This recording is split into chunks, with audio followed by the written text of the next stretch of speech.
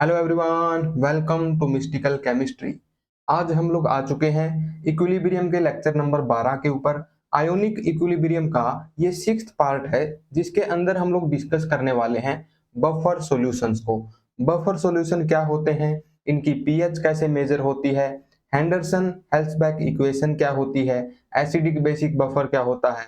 Basically जितने भी topic buffer solution के अंदर हमें पढ़ने होते हैं, सारे के सारे हम लोग डिस्कस करने वाले हैं आज एक ही लेक्चर में। और ये बात मैं आपको बता दूं भाई, आयोनिक इक्विलिब्रियम के जो लास्ट 3 टॉपिक है ना, उन 3 टॉपिक्स की वजह से ये चैप्टर सब स्टूडेंट्स को इतना मुश्किल लगता है कि इसको छोड़ ही देते हैं। इसलिए मैंने ये डिसाइड किया है कि लास्ट के 3 लेक्चर, लास्ट के तीनों टॉपिक हम बहुत ही ज्यादा डिटेल में पढ़ने वाले हैं। यही रीजन है कि लास्ट के 3 लेक्चर इसके आपको थोड़ा सा लंबे लगेंगे। आमतौर पे वो लेक्चर 40 से 50 मिनट के होते हैं, लेकिन क्योंकि मैंने बहुत डिटेल में हर एक चीज को बारीकी से कवर किया है, इसलिए मुझे 2 से ढाई घंटे लग रहे हैं एक टॉपिक को कवर करने में। बट इतना आप लोग जरूर मान के चलिए कि वो लास्ट के जो 3 टॉपिक हैं, वो अगर आपने पेशेंस के साथ कर लिए तो ये चैप्टर आपको बहुत इजी लगने वाला है।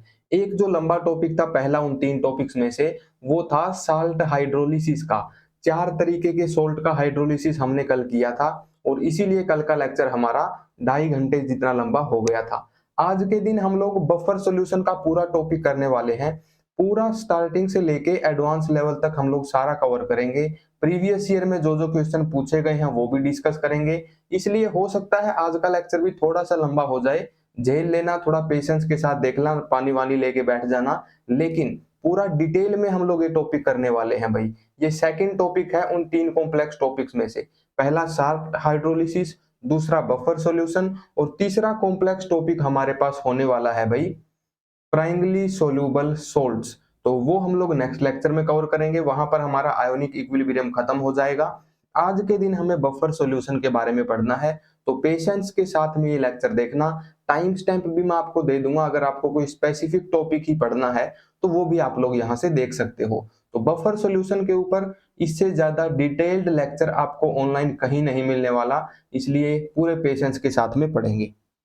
ठीक है भाई, सबसे पहले स्टार्ट करते हैं बफर सॉल्यूशंस को समझने से। बफर सॉल्यूशन का आखिर मतलब क्या है? देखो भाई, इनकी हमें जरूरत ही क्यों पड़ती है? काफी सारे नेचर में ऐसे सिस्टम हैं जहां पर पीएच को मेंटेन रखना बहुत ही ज्यादा जरूरी है। फॉर एग्जांपल मैं आपको बताता हूं भाई, जब नदी में या फिर तालाब में मछलियों को पालते हैं, कोई भी एक्वेटिक ऑर्गेनिजम्स को पालते हैं, तो पानी की पीएच एक सर्टेन लेवल पर ही होनी चाहिए। लेकिन कई बार पानी की पीएच बहुत टॉक्सिक हो जाती है, एसिडिक हो जाती है। तो उस केस में क्या किया जाता है भाई, उसकी पीएच को मेंटेन रख सकें, तालाब की पीएच को मेंटेन रख सकें, इसलिए उसके अंदर बहुत से इलेक्ट्रोलाइट डाले जाते हैं। सोडियम बाइकार्बोनेट भी कई बार डाल दिया जाता है। इस तरीके से क्या किया जाता है भाई, उसकी पीएच को मेंटेन किया जाता है। तो बफर सॉल्यूशन एक्चुअल में यही होते हैं। कुछ ऐसे सॉल्यूशंस होते हैं जो कि किसी सिस्टम की पीएच को मेंटेन रख सकें, एक स्पेसिफिक पीएच लेवल को बरकरार रख सकें। बफर सॉल्यूशन एक ऐसा सॉल्यूशन होगा जिसके अंदर अगर हम लोग थोड़ा सा एक्स्ट्रा एसिड डाल दें या फिर थोड़ा सा एक्स्ट्रा बेस डाल दें, तब भी उसकी पीएच चेंज ना हो। अब यहां पर स्टार्ट होती है भाई कंफ्यूजन। क्या? क्योंकि हमें पता है वाटर के अंदर अगर हम लोग एसिड डाल देंगे तो एसिडिक हो जाएगी, पीएच 7 से कम हो जाएगी। बेस डाल देंगे तो पीएच 7 से ज्यादा हो जाएगी, क्योंकि सॉल्यूशन बेसिक हो जाएगा। बफर सॉल्यूशन आखिर किस तरह से काम करेंगे? बफर सॉल्यूशन में हम लोग एसिड अगर डाल दें तो पीएच कम क्यों नहीं होगी? बफर सॉल्यूशन में अगर बेस डाल दें तो पीएच ज्यादा क्यों नहीं होगी सॉल्यूशन की? आखिर कैसे बफर्स पीएच को मेंटेन रखेंगे, ये सब कुछ हमें पढ़ना है। स्टार्टिंग करते हैं बफर सॉल्यूशंस की डेफिनेशन लिखने से। तो डेफिनेशंस लिखते हैं भाई, आप लोग भी लिखना साथ के साथ। ये ऐसे सॉल्यूशंस हैं जो कि हमारे सॉल्यूशन की पीएच को मेंटेन रखते हैं, चेंज नहीं होने देते। So these are the solutions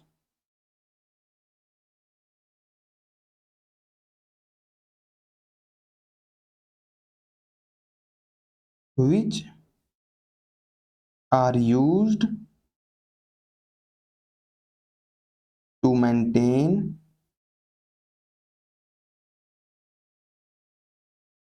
the pH levels in a system। अब ये सिस्टम हमारे पास कोई भी हो सकता है, क्योंकि मैं आपको यहाँ पर केमिस्ट्री पढ़ा रहा हूँ, इसलिए ये जो सिस्टम है वो ज्यादातर केसेस में एक सॉल्यूशन होगा हमारे पास। किसी भी कंटेनर में, लैब में हमारे पास एक सॉल्यूशन होगा जिसे हम लोग बोलेंगे बफर सॉल्यूशन। जनरली बफर का मतलब हो जाएगा किसी भी सिस्टम के अंदर पीएच को मेंटेन रख सके।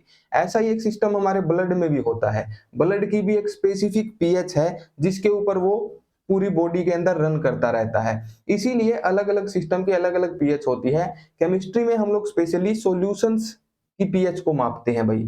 सॉल्यूशंस में जो बफर डाला है उसकी पीएच को मापते हैं, इसलिए केमिस्ट्री में बफर के सॉल्यूशंस के बारे में स्टडी किया जाता है। ठीक है, तो केमिस्ट्री में जिन बफर्स की हम लोग बात करते हैं वो होते हैं बफर के सॉल्यूशन। अब हम लोग देखते हैं भाई बफर कितने तरह के होते हैं।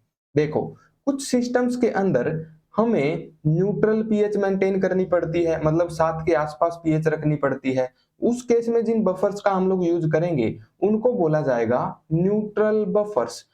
इसके अलावा कुछ सिस्टम्स में हमें, कुछ सॉल्यूशंस में हमें एसिडिक पीएच को भी मेंटेन करना पड़ता है, मतलब 7 से कम पीएच को भी मेंटेन करना पड़ता है। जो बफर सॉल्यूशंस 7 से कम पीएच को मेंटेन करेंगे, एसिडिक पीएच को मेंटेन करेंगे, उन्हें हम लोग बोलेंगे एसिडिक बफर्स। तो इस बेस पे हम लोग मेजरली 3 तरीकों से क्लासिफाई कर सकते हैं भाई बफर सॉल्यूशंस को। एक मान लो कि हो गए न्यूट्रल बफर्स, दूसरे हो गए एसिडिक बफर्स, और तीसरे हो गए बेसिक बफर्स। क्या फर्क है भाई सब में? कितनी पीएच को ये बफर्स मेंटेन रखेंगे उसके बेसिस पे ये 3 होते हैं बफर। न्यूट्रल बफर्स 7 पीएच को मेंटेन रखेंगे, एसिडिक बफर्स 7 से कम पीएच को मेंटेन रखेंगे, और बेसिक बफर्स जो होंगे वो पीएच ग्रेटर देन 7 को मेंटेन रखेंगे। इस बेसिस पे बफर के 3 तरह हमारे पास हो गए, 3 प्रकार हमारे पास हो गए। अब थोड़ा सा स्पेस बचाने के लिए मैं खुद को गायब कर देता हूं भाई। इन बफर सॉल्यूशंस की जो पीएच होती है वो हम लोग कैलकुलेट करते हैं भाई हेंडरसन इक्वेशन के द्वारा। अब हेंडरसन इक्वेशन में ड्राइव भी करने वाला हूं एसिडिक बफर, बेसिक बफर के लिए। ठीक है भाई, लेकिन अभी के लिए आप लोग नोट भी कर लो। एसिडिक बफर की जो पीएच होती है हेंडरसन इक्वेशन के हिसाब से वो होती है pKa plus log of concentration of salt divided by acid. अभी आपको लगेगा कि ये एसिड और बेस कौन से हैं, कौन सी रिएक्शन की हम लोग बात कर रहे हैं। बस ये इक्वेशन अभी के लिए नोट कर लो। डिटेल में जब अभी हम लोग एसिडिक और बेसिक बफर पढ़ेंगे, क्या होता है, किस तरीके का इलेक्ट्रोलाइट यूज करते हैं, कैसे बनता है एसिडिक बेसिक बफर, तब वहां पर डिटेल में भी हम लोग समझ जाएंगे। अभी बस मैं ये इक्वेशन आपको नोट करवा रहा हूँ। बेसिक बफर की पीएच होती है pKb plus log of concentration of salt divided by concentration of base। इनको बेसिकली बोला जाता है हेंडरसन इक्वेशन। ये हमारे पास होती है हेंडरसन इक्वेशन। अब जो स्टूडेंट नीट के हैं भाई उनको सिर्फ इन इक्वेशंस का ही काम में आना है, उनको डेरिवेशन समझना बहुत ज्यादा जरूरी नहीं है। ना तो ऐसे क्वेश्चन कभी पूछे गए हैं कि भाई उनके डेरिवेशन के अंदर से सवाल निकल जाए। तो नीट के स्टूडेंट्स के लिए ये जो डेरिवेशन मैं करवाने वाला हूं दोनों बफर्स के लिए, एसिडिक और बेसिक बफर के लिए, उसकी बहुत ज्यादा इंपॉर्टेंस नहीं है। तो बस आप लोग लास्ट वाला पार्ट जरूर देख लेना जो कंक्लूजन है। लेकिन जेई के स्टूडेंट्स के लिए या फिर सीबीएसई के स्टूडेंट्स के लिए ये चीज सिलेबस में है भाई, बहुत इंपॉर्टेंट भी है, वो भी देख सकते हैं। अगर नीट वाले स्टूडेंट्स भी इन डेरिवेशंस को देखते हैं तो कई बार ऐसा होता है भाई कि डेरिवेशन के बीच में जो थ्योरी छुपी हुई है ना, बहुत डिटेल में थ्योरी जो मैं करवाने वाला हूँ, स्टेप हर स्टेप के पीछे कुछ ना कुछ कॉन्सेप्ट होगा यहाँ पर, वो कॉन्सेप्ट आपको समझना बहुत जरूरी होगा। इसीलिए मैं आपको यही सलाह दूंगा कि आप लोग इनका डेरिवेशन भी जरूर देखें, चाहे आप नीट के हो चाहे जेई के हो। इनके डेरिवेशन से बहुत अच्छे अच्छे कॉन्सेप्ट आपको सीखने को मिलेंगे। स्टार्टिंग करते हैं भाई अपना एसिडिक बफर के साथ में। एसिडिक बफर आखिर क्या होते हैं और काम कैसे करते हैं ये हम लोग सीखेंगे इस स्लाइड के ऊपर। इनके लिए पीएच कैसे निकालती हैं वो नेक्स्ट स्लाइड के ऊपर देखेंगे। तो ये एक ऐसा पार्ट है जो सबके लिए देखना इंपॉर्टेंट है। एसिडिक बफर आखिर क्या होते हैं, एग्जाम्पल करेंगे इनके, और ये आखिर काम क्या करते हैं भाई, ये देखना हम लोग शुरू करते हैं। भाई एसिडिक बफर के बारे में पहला पॉइंट तो यही हो गया कि ये पीएच कितनी मेंटेन करेंगे, ये पीएच मेंटेन करेंगे 7 से कम, 7 से कम पीएच एसिडिक बफर्स मेंटेन करते हैं। अब ये होते क्या है देखो, what are acidic buffers, so these are the mixture of weak acid with a strong base salt.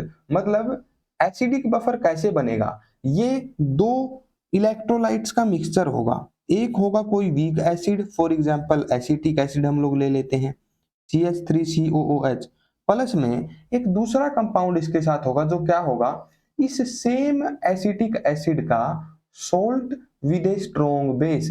Salt with a strong base का क्या मतलब है, मान लो हमने इसकी रिएक्शन करवा दी NaOH के साथ, तो NaOH के साथ में इसकी रिएक्शन होगी तो क्या बनेगा भाई, सोडियम एसीटेट बन जाएगा।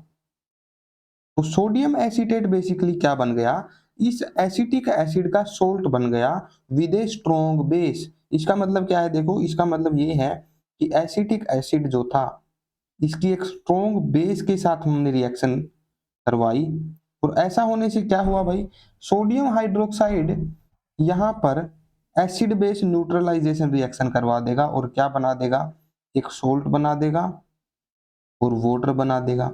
सिंपल सी रिएक्शन है, acid and base react together to give salt and water. तो एसिडिक बफर क्या होगा, एक वीक एसिड और इस वीक एसिड के साल्ट का एक मिक्सचर होगा। एसिडिक बफर एक मिक्सचर होगा किस किस का, एक उस मिक्सचर में होगा एसिटिक एसिड और दूसरा इस मिक्सचर में होगा a salt of acetic acid with a strong base. Strong base होना चाहिए भाई, वीक बेस के साथ में अगर रिएक्शन करवाएंगे तो ये इलेक्ट्रोलाइट नहीं बन पाएगा, तो ये एसिडिक बफर नहीं बन पाएगा। तो ये होता है हमारे पास एसिडिक बफर। कैसे बनता है, हम एक वीक एसिड की रिएक्शन करवाएंगे स्ट्रॉन्ग बेस के साथ में, जिससे क्या होगा, कुछ एसिटिक एसिड हमें मिल जाएगा और कुछ साल्ट वहां पर बन जाएगा। वीक एसिड का जो सोल्ट है और जो खुद वीक एसिड है उसके मिक्सचर को बोलेंगे एसिडिक बफर। अब ये बफर आखिर पीएच को मेंटेन कैसे रखेगा ये हमको समझना है भाई। ये कैसे खुल गया, आर्टिफिशियल इंटेलिजेंस अपने आप खुल जाती है कई बार लैपटॉप में और टैबलेट में, चाहे हमें उनकी जरूरत हो या ना हो। हाँ जी, एसिडिक बफर आखिर काम कैसे करेगा, हमारे पास मिक्सचर में हम लोग समझ गए कि एक तो एसिटिक एसिड है और दूसरा है सोडियम एसीटेट। अब अगर हम लोग एक चीज ध्यान से समझो, वाटर पड़ा है भाई हमारे पास एक बीकर के अंदर, जिसके अंदर हम लोग क्या समझ गए भाई, इसके अंदर सोडियम एसीटेट है और एसिटिक एसिड है। अब इसके अंदर किस किस तरीके से आयंस की फॉर्मेशन होगी, आखिर एसिटिक एसिड और सोडियम एसीटेट इसके अंदर किस फॉर्म में प्रेजेंट है ये समझना भी जरूरी है। देखो भाई CH3COOH ये जो है ना, ये एक वीक एसिड है, ये एक वीक एसिड है, इसका पार्शियल डिसोसिएशन होता है, मतलब इसका डिसोसिएशन इक्विलिब्रियम में एग्जिस्ट करता है।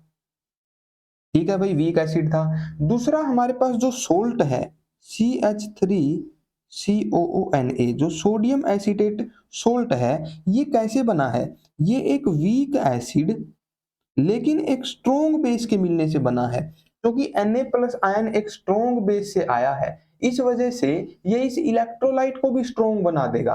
तो मतलब सोडियम एसीटेट जो है वो एक स्ट्रॉन्ग इलेक्ट्रोलाइट है, क्योंकि इसके अंदर एक आयन जो है वो स्ट्रॉन्ग बेस से आया है। तो sodium acetate is a strong electrolyte, strong electrolyte है तो ये पूरा डिसोसिएट होने वाला है, इसका पार्शियल डिसोसिएशन नहीं होगा।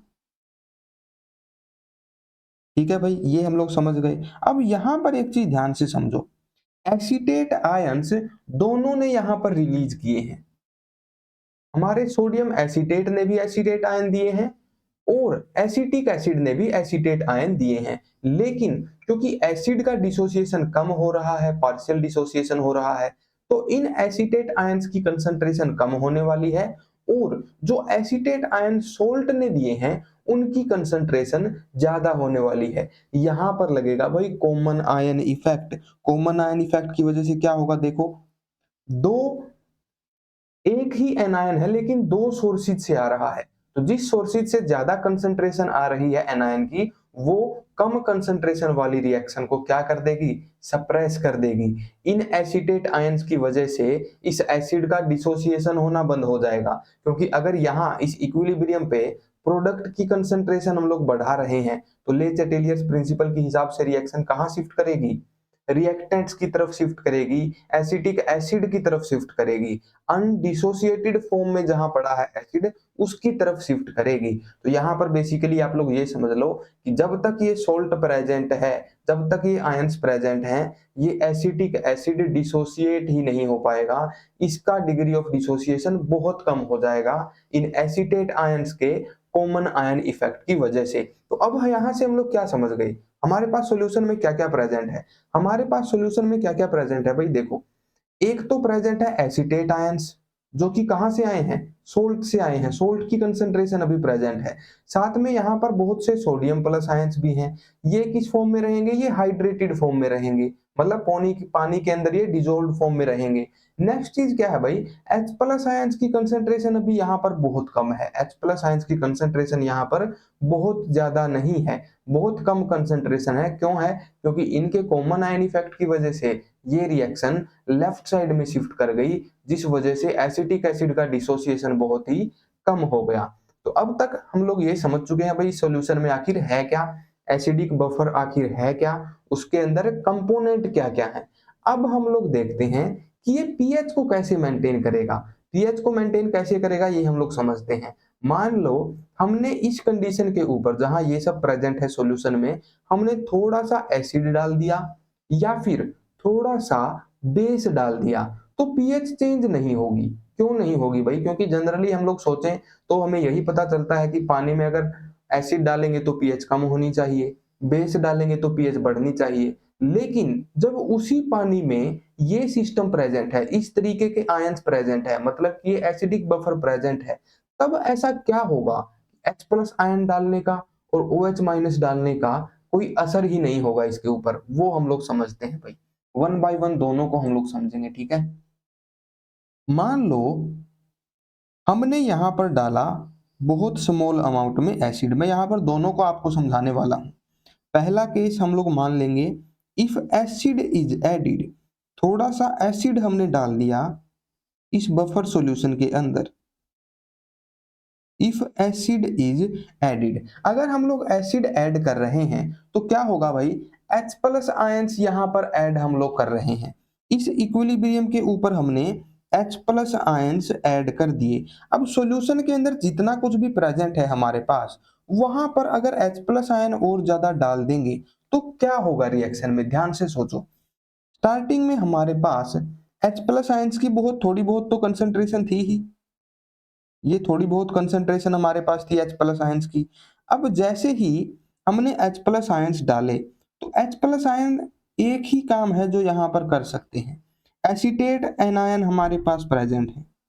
एसीटेट आयंस की कंसंट्रेशन हमारे पास प्रेजेंट है, और ये एसीटेट आयन वही है भाई जो कि सोल्ट से हमारे पास आए थे, क्योंकि सोल्ट वाले एसीटेट आयन ही हमारे पास प्रेजेंट थे बफर के अंदर। तो H प्लस आयन अगर हम लोग डाल रहे हैं तो वैसे तो पीएच कम होनी चाहिए, सॉल्यूशन एसिडिक होना चाहिए, लेकिन क्योंकि एसीटेट आयन यहां पर प्रेजेंट हैं तो H प्लस आयन क्या करेंगे, H plus ion acetate ions के साथ में कंबाइन हो जाएंगे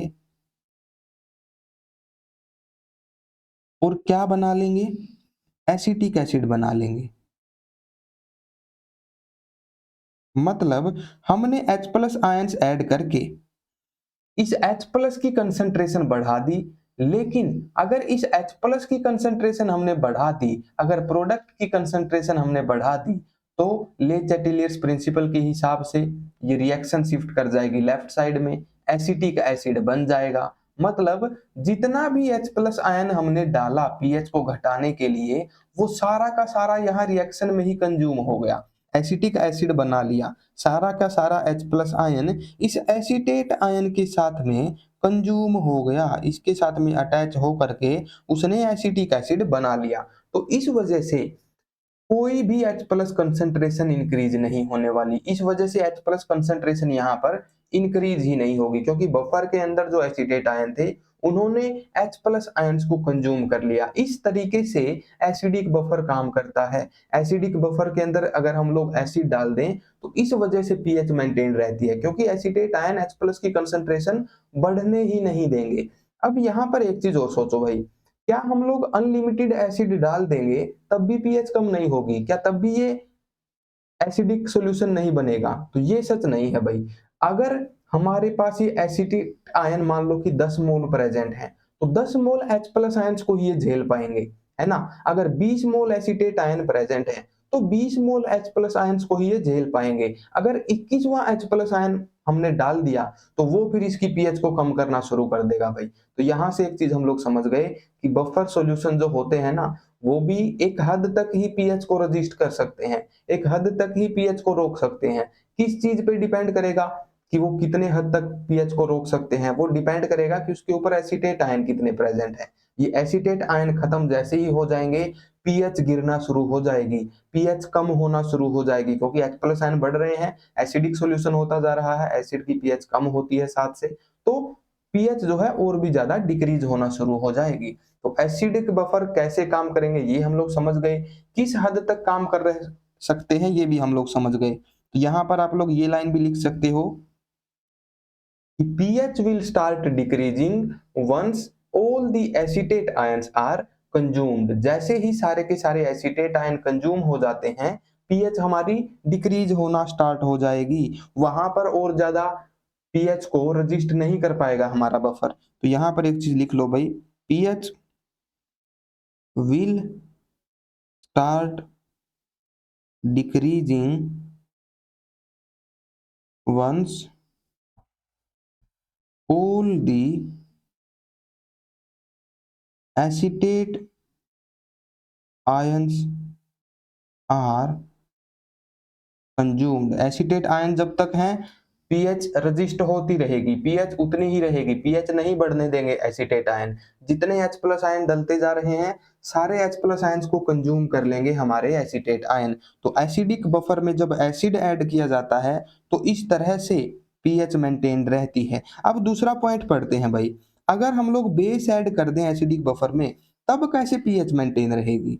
सेकंड पॉइंट है, what will happen if base is added. अगर बेस ऐड कर दिया जाए इस बफर सॉल्यूशन में तब कैसे पीएच मेंटेन रहेगी? आप लोग खुद सोचो भाई, अगर हम लोग हाइड्रोक्सिल आयन ऐड कर रहे हैं और सॉल्यूशन में हमारे पास बफर सॉल्यूशन में ये कुछ आयंस हैं जो कि प्रेजेंट हैं, तो हाइड्रोक्सिल आयन आपके हिसाब से यहाँ पर क्या करेंगे?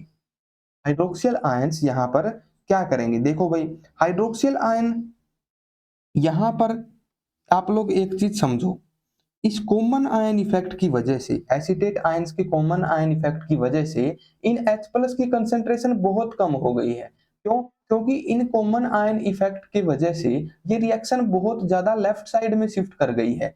ये रिएक्शन एसिटेट आयंस के कॉमन आयन इफेक्ट की वजह से बहुत ज्यादा लेफ्ट साइड में शिफ्ट कर गई है। मतलब हमारे पास H प्लस आयन कंसंट्रेशन यहाँ पर नहीं है। ऐसा नहीं है कि H प्लस आयन कंसंट्रेशन हमारे पास बहुत सी पड़ी है। अगर H प्लस आयन की कंसंट्रेशन शुरू में ही बहुत ज्यादा होती तो क्या होता भाई, ये hydroxyl ions directly H plus ions के साथ में रिएक्शन करके वाटर बना लेते।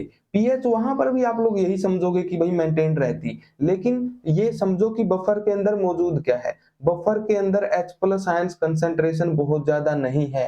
रीजन क्या है? एसिटेट आयंस के कॉमन आयन इफेक्ट की वजह से ये रिएक्शन एसिटिक एसिड की तरफ शिफ्ट हो चुकी है। तो यहाँ पर एसिटिक एसिड की कंसंट्रेशन बहुत ज्यादा है, एसिटिक एसिड की कंसंट्रेशन अनडिसोसिएटेड फॉर्म में बहुत ज्यादा है। इसके साथ में कुछ ना कुछ रिएक्शन करेगा हाइड्रोक्सिल आयन। क्या रिएक्शन करेगा भाई? देखो, हाइड्रोक्सिल आयन यहाँ पर एसिटिक एसिड का डिसोसिएशन करवा देगा। तो यहाँ पर क्या क्या बनेगा भाई? देखो, ये जो हाइड्रोक्सिल आयन है ये यहाँ पर कंबाइन कर जाएगा एसिटिक एसिड के H के साथ और क्या बना लेगा? वाटर बना लेगा और यहाँ से क्या रिलीज होगा, एसीटेट आयंस रिलीज होंगे। मतलब यहाँ पर क्या हुआ भाई, हमने हाइड्रोक्सिल आयन डाला तो हम लोग क्या चाहते थे, हम लोग बेस डाल रहे थे, इसके अंदर पीएच इंक्रीज होनी चाहिए थी, लेकिन जो एसिटिक एसिड था वो डिसोसिएट होने लग गया स्ट्रॉन्ग बेस के आने से। स्ट्रॉन्ग बेस जब भी आता है वो पुश करता है एसिटिक एसिड के H प्लस आयन को अपनी तरफ खींच लेता है।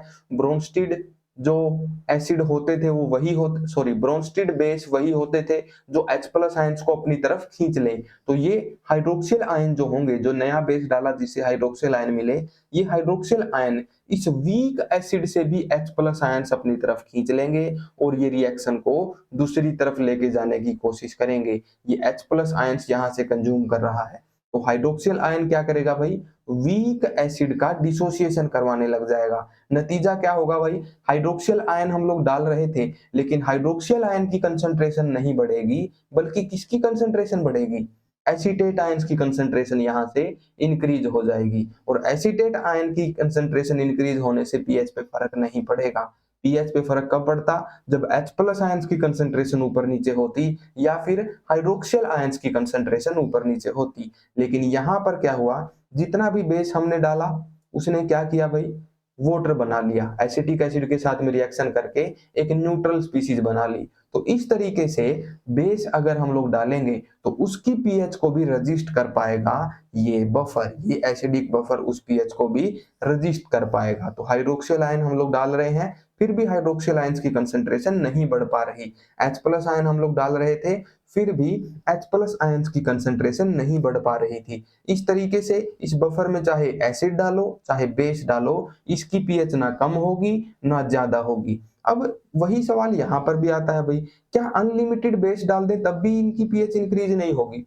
ऐसा नहीं है। देखो, जब तक एसिटिक एसिड प्रेजेंट है एसोसिएटेड फॉर्म में, अनडिसोसिएटेड फॉर्म में, जब तक एसिटिक एसिड प्रेजेंट है तब तक पीएच को नहीं बढ़ने देगा। लेकिन बफर के अंदर भाई एसिटिक एसिड एक लिमिटेड अमाउंट में ही प्रेजेंट है, हम लोग बेस एक्स्ट्रा डाल रहे हैं, बफर एक्स्ट्रा नहीं डाल रहे हैं, बफर उतना ही है जितना था। तो जब ये एसिटिक एसिड खत्म हो जाएगा तब पीएच इंक्रीज करना शुरू हो जाएगी, तब पीएच जो है बढ़ना शुरू हो जाएगी। क्योंकि जैसे ही ये एसिटिक एसिड खत्म हो जाएगा, हाइड्रोक्सिल आयन की कंसंट्रेशन यहाँ पर इंक्रीज होना शुरू होगी। हाइड्रोक्सिल आयन की कंसंट्रेशन अगर इंक्रीज होगी तो पीएच 7 से भी ज्यादा जा सकती है, क्योंकि सॉल्यूशन वहां पर बेसिक बनने लग जाएगा। तो कब तक ये पीएच को रजिस्ट करेगा भाई, जब तक एसिटिक एसिड प्रेजेंट है। तो यहाँ पर ऐसी ही एक लाइन हम लोग लिख सकते हैं जैसी हमने एसिड के लिए लिखी थी, pH will start increasing, pH will start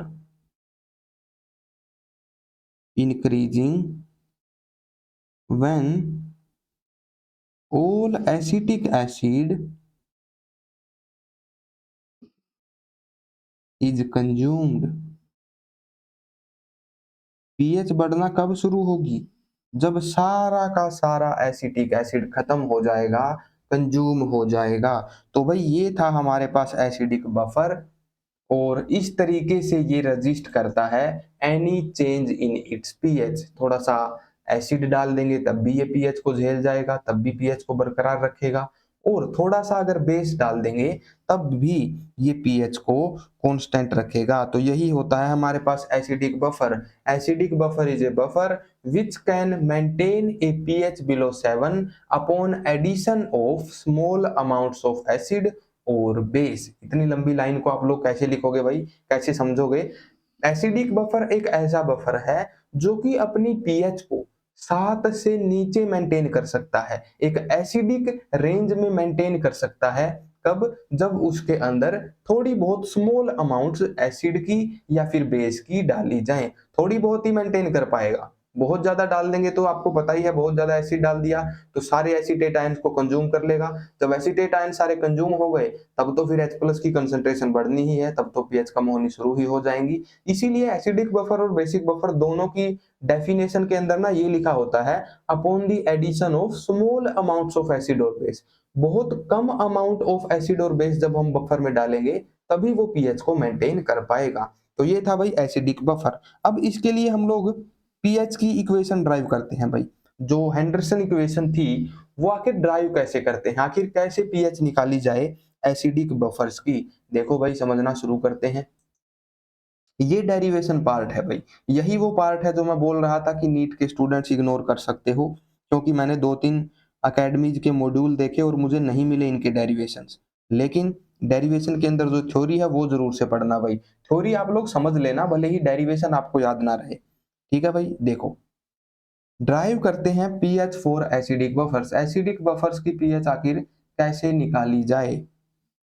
हाँ जी देखो, हमारे पास एक तो है बफर में एसिटिक एसिड, मतलब एक तो है हमारे पास वीक एसिड, और एक है इस वीक एसिड का salt with a strong base.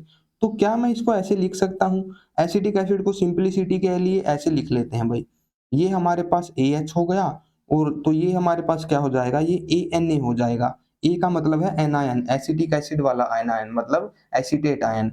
अब यहाँ पर दो चीजें हो रही हैं भाई हमारी रिएक्शन के अंदर। पहला, AH है हमारे पास एक वीक एसिड जिसका पार्शियल डिसोसिएशन हो रहा है ए नेगेटिव के अंदर और H पॉजिटिव के अंदर, ऐसे पार्शियल डिसोसिएशन हो रहा है। दूसरा है भाई हमारे पास सोल्ट, सोल्ट क्या है, NaA। ये क्योंकि इसके अंदर एक स्ट्रॉन्ग बेस का कैटायन प्रेजेंट है इसलिए ये एक स्ट्रॉन्ग इलेक्ट्रोलाइट है, तो इसका हो रहा है भाई कंप्लीट डिसोसिएशन, जिससे बन क्या क्या रहा है, Na प्लस बन रहा है और A नेगेटिव बन रहा है। मेन कॉन्सेप्ट यहाँ पर क्या था, इन A नेगेटिव्स के बीच में लगेगा कॉमन आयन इफेक्ट। इस कॉमन आयन इफेक्ट की वजह से क्या होगा, ये रिएक्शन टोटली लेफ्ट साइड में शिफ्ट कर जाएगी और ये एसिड एक तरीके से हम लोग ऐसा मान लेंगे कि भाई ये अनडिसोसिएटेड ही रहेगा, ये डिसोसिएट ही नहीं होगा। ठीक है, तो कॉमन आयन इफेक्ट की वजह से इसका डिसोसिएशन बहुत ही ज्यादा सप्रेस हो गया। अब यहाँ पर जो ये रिएक्शन इक्विलिब्रियम में एग्जिस्ट कर रही है, ये एक वीक एसिड है। वीक एसिड के डिसोसिएशन कांस्टेंट को हम लोग Ka से डिनोट करते हैं। Ka एसिड का डिसोसिएशन कांस्टेंट है लेकिन है तो इक्विलिब्रियम कांस्टेंट ही, तो इक्विलिब्रियम कांस्टेंट क्या होता है, ratio of concentrations of product divided by the concentration of reactants. Product यहाँ पर है एक H प्लस और एक A नेगेटिव, इसको डिवाइड कर देंगे AH से, ये है हमारे पास रिएक्टेंट। तो ये वैल्यू हमारे पास हो गई भाई Ka की। हमें निकालनी है पीएच, पीएच निकलती है H प्लस आयंस की कंसंट्रेशन से। तो आप लोग क्या करो, H प्लस आयंस को रख लो एक तरफ और बाकी सब ले जाओ Ka की तरफ, तो यहाँ पर क्या आ जाएगा, Ka आ जाएगा। AH जो है यहाँ डिनोमिनेटर में है, दूसरी तरफ जाके न्यूमरेटर में आ जाएगा। ए नेगेटिव जो है यहाँ न्यूमरेटर में है, दूसरी तरफ जाके डिनोमिनेटर में आ जाएगा। तो ये हमारे पास H प्लस की आयन की कंसंट्रेशन बन गई भाई। अब हमें पता है कि पीएच जो होता है, pH is equal to negative log concentration of H plus ions. अब हम लोग क्या करेंगे भाई, दोनों तरफ नेगेटिव log ले लेंगे, H प्लस आयन की तरफ भी और Ka की तरफ भी, क्योंकि उसी से हमें पीएच मिलने वाली है।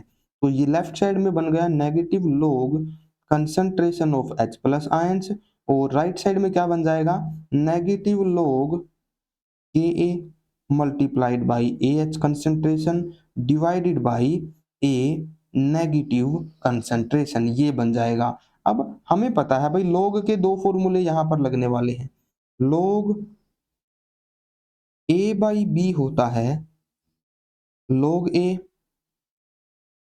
माइनस log B, और log A multiplied by B होता है log A plus log B। अब यहां पर हमारे पास एक तरीके से है log A multiplied B divided by C। तो सीधी सी बात है भाई, हम लोग कैसे सोल्व करेंगे इसको, जो मल्टीप्लाई में है वो प्लस में लिख देंगे, जो डिवाइड में है वो माइनस में लिख देंगे। तो माइनस का साइन रखो बाहर, ये हो जाएगा प्लस का log Ka प्लस का log AH और माइनस का log a नेगेटिव, क्योंकि a नेगेटिव डिनोमिनेटर में था इसलिए मैंने नेगेटिव इसके सामने लगा दिया। अब हम लोग क्या करते हैं भाई, वैल्यूज पुट करते हैं। देखो log h plus minus log h plus इसी को बोलते हैं ph। बेसिकली ये वो फॉर्मूलाज हैं जिनका हम लोग यूज कर रहे हैं इक्वेशन के डेरिवेशन में, इसलिए मैंने इनको सेपरेटली लिखा है। तो ph किसके बराबर हो गई भाई, अब क्या करो इस माइनस साइन को अंदर ले जाओ, ये क्या बन गया नेगेटिव log के ए, ये क्या बन गया नेगेटिव log ए एच, ये क्या बन गया प्लस बन जाएगा क्योंकि नेगेटिव अंदर हमने लिया है, प्लस का log ए नेगेटिव। ठीक है भाई, ये हमारे पास बन गया। अब यहां पर देखो माइनस का log के ए, इसी को बोला जाता है पी के ए, ये वीक एसिड का पी के ए होता है। तो पीएच किसके बराबर हो जाएगी पी के ए। अब यहां पर क्या करें भाई, यहां पर एक और काम हम लोग करते हैं। देखो हमारे पास क्या क्या बचा है, log ए नेगेटिव और माइनस का log ए एच। तो यहां पर log ए माइनस log भी हमको दिया हुआ है, यहां पर हम लोग फॉर्मूला रिवर्स साइड से लगा देंगे, क्या बन जाएगा भाई प्लस का log, जो पॉजिटिव है उसको न्यूमरेटर में रखेंगे मतलब ए नेगेटिव, डिवाइडेड बाई जो माइनस में है उसको डिनोमिनेटर में रखेंगे कुछ इस तरह से ए एच। ठीक है भाई, तो ये हमारे पास फॉर्मूला फाइनली बन गया पीएच का। ये फाइनल डेरिवेशन नहीं है, अभी एक और छोटा सा कॉन्सेप्ट यहां पर बाकी है। देखो भाई यहां पर इक्विलिब्रियम हमारे पास एस्टेब्लिश्ड है, ठीक है, इन दोनों रिएक्शन में हमें दिख रहा है। बफर जब है तो हमारे पास क्या क्या चीजें प्रेजेंट थी, एक तो था हमारे पास सोल्ट जो कि पूरी तरीके से आयोनाइज हो चुका था, और एक था हमारा एसिड जो कि कॉमन आयन इफेक्ट की वजह से बिल्कुल भी आयोनाइज नहीं हो पाया था। तो जब तक हमारे पास सोल्ट प्रेजेंट है, एक तरीके से हम लोग ये मान सकते हैं कि ये जो इक्विलिब्रियम वाली रिएक्शन है ना भाई, ये एच की तरफ ही फेवर कर रही है। तो यहाँ पर इक्विलिब्रियम के ऊपर AH की कंसंट्रेशन कितनी होगी, वो ऑलमोस्ट उतनी ही होगी जितनी शुरू में थी। क्यों, क्योंकि ये बिल्कुल भी डिसोसिएट नहीं हो पाएगा, इसका डिसोसिएशन बिल्कुल नेग्लिजिबली होगा। रीजन क्यों है, रीजन ये है भाई कि क्योंकि स्ट्रॉन्ग इलेक्ट्रोलाइट ने जो ए नेगेटिव आयन दिए थे वो कॉमन आयन इफेक्ट दिखा रहे थे इस वीक एसिड के साथ। तो इस वजह से हम लोग ये मान सकते हैं कि इक्विलिब्रियम के ऊपर AH की जो कंसंट्रेशन है, जो वीक एसिड की कंसंट्रेशन है, वो उतनी ही है जितनी की स्टार्टिंग में थी। तो AH कंसंट्रेशन जो मैंने यहां पर लिखी है, इसको मैं लिख सकता हूं concentration of weak acid. Weak acid की जो कंसंट्रेशन थी वही ऑलमोस्ट यहां पर है, ये स्टार्टिंग वाली कंसंट्रेशन है भाई। अब ए नेगेटिव क्या है, यहां पर देखो ए नेगेटिव आयन निकल रहे थे स्ट्रॉन्ग इलेक्ट्रोलाइट से, जो कि कॉमन आयन इफेक्ट लगा रहे थे वीक एसिड की डिसोसिएशन पे। ए नेगेटिव आयंस वीक एसिड के डिसोसिएशन में भी प्रेजेंट थे, इस वजह से क्या हो रहा था, वीक एसिड बिल्कुल भी डिसोसिएट नहीं हो पा रहा था। तो यहाँ पर वीक एसिड क्योंकि डिसोसिएट ही नहीं हो पा रहा, इसलिए हम लोग बोल सकते हैं कि इन H प्लस आयंस की कंसंट्रेशन भी नेग्लिजिबल है और इन ए नेगेटिव आयंस की कंसंट्रेशन भी नेग्लिजिबल है। तो यहाँ पर एक तरीके से हम लोग ये बोल सकते हैं कि इक्विलिब्रियम के ऊपर जितनी भी ए नेगेटिव की कंसंट्रेशन है वो सिर्फ सोल्ट की वजह से ही है। एसिटिक एसिड तो डिसोसिएट ही नहीं हो पा रहा, वीक एसिड तो डिसोसिएट ही नहीं हो पा रहा, इसलिए ये जो ए नेगेटिव की कंसंट्रेशन है इक्विलिब्रियम पे, ये ऑलमोस्ट सोल्ट की ही कंसंट्रेशन के बराबर है। कंसंट्रेशन ऑफ सोल्ट के बराबर हमने इसको बोल दिया, जितनी सोल्ट की कंसंट्रेशन इनिशियली हमने ली थी उतनी ही कंसंट्रेशन इक्विलिब्रियम पे बन चुकी है इस ए नेगेटिव की, क्योंकि ये ए नेगेटिव पूरा डिसोसिएट होने वाला है। ये जो स्ट्रॉन्ग इलेक्ट्रोलाइट था Na बेसिकली क्या था, ये स्ट्रॉन्ग इलेक्ट्रोलाइट था, इससे जितना भी ए निकला है वो उतना ही निकलेगा जितनी Na की कंसंट्रेशन थी, तो ये पूरा डिसोसिएट हो जाएगा। हेंस ए नेगेटिव की कंसंट्रेशन सोल्ट की इनिशियल कंसंट्रेशन के ही बराबर होगी। तो यहाँ पर फाइनली मैं पीएच इक्वेशन लिख सकता हूँ, जो कि क्या हो जाएगी भाई, पीएच क्या होगी इस बफर की, वो इतनी हो जाएगी पीकेए, जो वीक एसिड हम लोगों ने यूज किया है रिएक्शन में एएच मतलब कि एसिटिक एसिड, उसका pKa plus log of concentration of salt, salt की concentration initial concentration basically, divided by concentration of weak acid, मतलब जो एसिड हमने स्टार्टिंग में जितनी भी कंसंट्रेशन ली थी उसकी कंसंट्रेशन। तो ये फाइनली हो जाएगी भाई पीएच की वैल्यू। ऐसे हम लोग ड्राइव करते हैं हमारी हेंडरसन इक्वेशन। अच्छा, यहाँ पर एक और दूसरा साइंटिस्ट था भाई, उसका नाम अक्सर लिया नहीं जाता है, हम लोग लिखवा देते हैं उसकी स्पेलिंग भी। इसका पूरा नाम होता है इक्वेशन का Henderson हैज़लबाल्स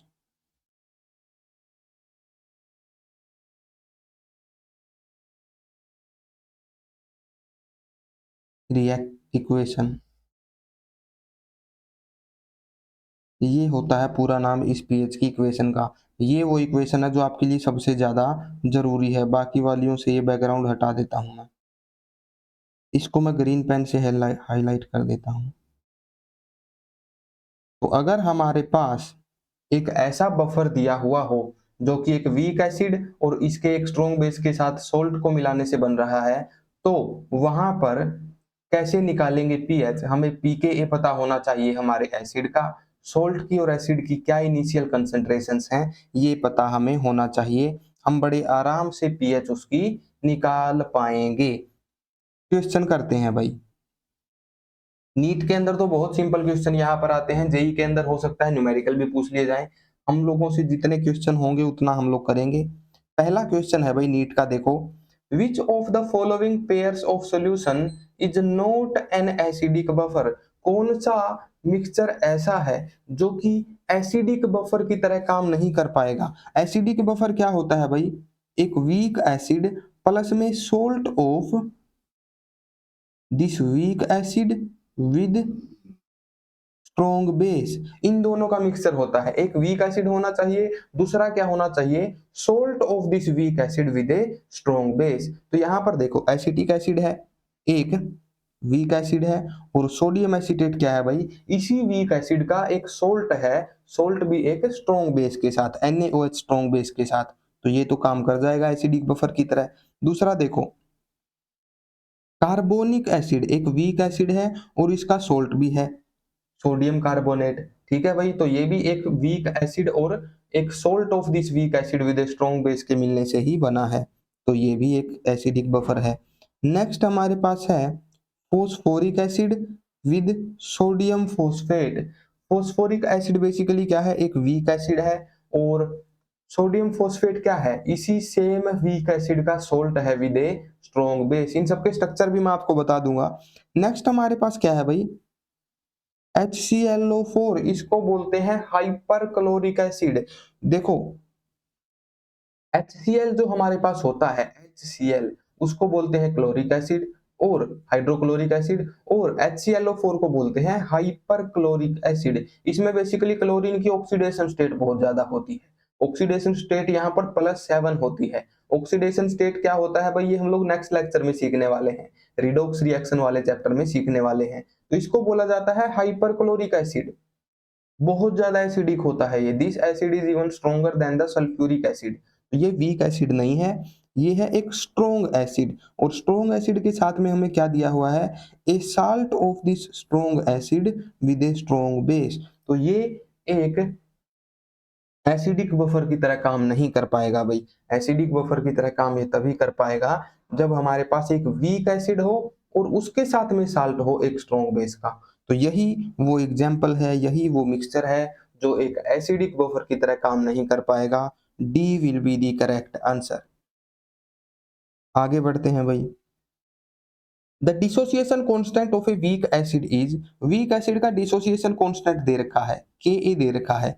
in order to prepare a buffer solution with pH 5, the salt divided by acid ratio must be. Salt की और एसिड की कंसंट्रेशन का रेशियो क्या होना चाहिए, ये हमें बताना है। सीधा सीधा हेंडरसन हेल्सबैक इक्वेशन के ऊपर क्वेश्चन पूछ रखा है।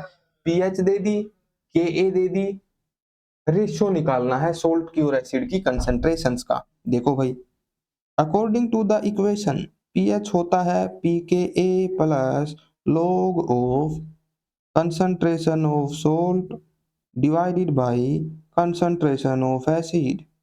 ये हमको निकालना है, बाकी सब कुछ दे रखा है, ये रेशियो ही निकालना है डायरेक्टली। वैल्यूज पुट करो भाई। pH की वैल्यू दे रखी है 5, pKa की वैल्यू दे रखी है, अच्छा pKa की वैल्यू नहीं दे रखी, Ka की वैल्यू दे रखी है। pKa क्या होता है? pKa is simply negative log value of K A, यही होता है P K A, plus log of salt by acid, इनकी कंसंट्रेशन मान लो यहां पर हो गई, नेगेटिव log के ए की वैल्यू है भाई 10⁻⁻⁴ plus log of salt by acid. log का एक फॉर्मूला होता है भाई, log x की पावर n अगर हमें दे रखा हो तो पावर log के आगे आ जाती है, -4 जो है ये पावर में है, ये आगे आ जाएगा, क्या होगा भाई, माइनस का साइन एक पहले से था, -4 आगे आ गया, पीछे बच गया log 10 plus log of salt concentration divided by acid concentration. ठीक है भाई, आगे बढ़ते हैं, माइनस और माइनस हो गए प्लस, तो ये बन गया प्लस का 4, log 10 1 के बराबर होता है, तो इस 4 को 1 से मल्टीप्लाई करो या ना करो एक ही बात है, plus log of salt concentration divided by acid concentration, left side में चल रहा है हमारे पास 5, ठीक है भाई, तो 4 को इस तरफ ले जाओ, 5 minus 4 must be equal to log of salt concentration divided by acid concentration, तो यहाँ पर log of salt by acid concentration की वैल्यू आ गई 1 के बराबर, log x की वैल्यू है 1, log 10 1 के बराबर होता है, log 10 1 के बराबर होता है, तो साल्ट बाई में एसिड की जगह हम लोग क्या रखें कि वैल्यू 1 आ जाए, 10 रखेंगे, सोल्ट बाई एसिड की वैल्यू जब 10 होगी तभी हमारे पास log सोल्ट बाई एसिड 1 हो पाएगा, क्योंकि log 10 क्या होता है, 1 होता है, तो इसकी जगह पर सोल्ट बाई एसिड की जगह पर अगर हम लोग 10 लिख देंगे तभी log x 1 के बराबर हो पाएगा। तो सोल्ट बाई एसिड की कंसंट्रेशन अगर निकालनी है तो कैसे लिख देंगे, 10/1 लिख देंगे, 10:1 आप इसको बोल सकते हो, 10:1 ये हो जाएगा हमारे पास concentration of the salt by acid, salt by acid की कंसंट्रेशन पूछी है, 10:1 हो जाएगा करेक्ट आंसर।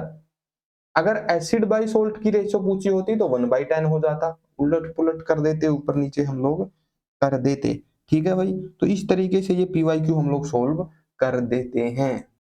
नेक्स्ट क्वेश्चन है हमारे पास, buffer solutions have constant acidity और एल्केलिनिटी, एल्केलिनिटी मतलब बेसिसिटी होता है, तो बफर सॉल्यूशन की एसिडिटी और बेसिसिटी क्या होती है भाई, कांस्टेंट होती है, इसका रीजन क्या है, पहला हमारे पास है, दीज गिव अनआयोनाइज्ड एसिड और base on reaction with added acid और एल्कली, जब हम लोग एसिड या फिर बेस इनके अंदर ऐड करते हैं तो एसिड और बेस जो है अनआयोनाइज्ड ही रहता है एक तरीके से, क्या ये सच है, बिल्कुल सच है, यही होता है, अगर हम लोग H प्लस आयंस इसमें ऐड भी कर दें, अगर हम लोग कोई एसिड ऐड भी कर दें तो ये एसिड क्या करेगा भाई, ये कंबाइन हो जाएगा एक एनायन के साथ, जो एसीटेट आयन मिल रहे थे सोल्ट से उसके साथ में कंबाइन हो जाएगा और एसीटेट एसिड बना लेगा, तो एक तरीके से हम लोग ये बोल सकते हैं कि जो एडिड एल्कली था या फिर एडिड एसिड था वो अनआयोनाइज्ड ही रहा, तो यही रीजन है कि ये अपनी पीएच को मेंटेन कर पाते हैं।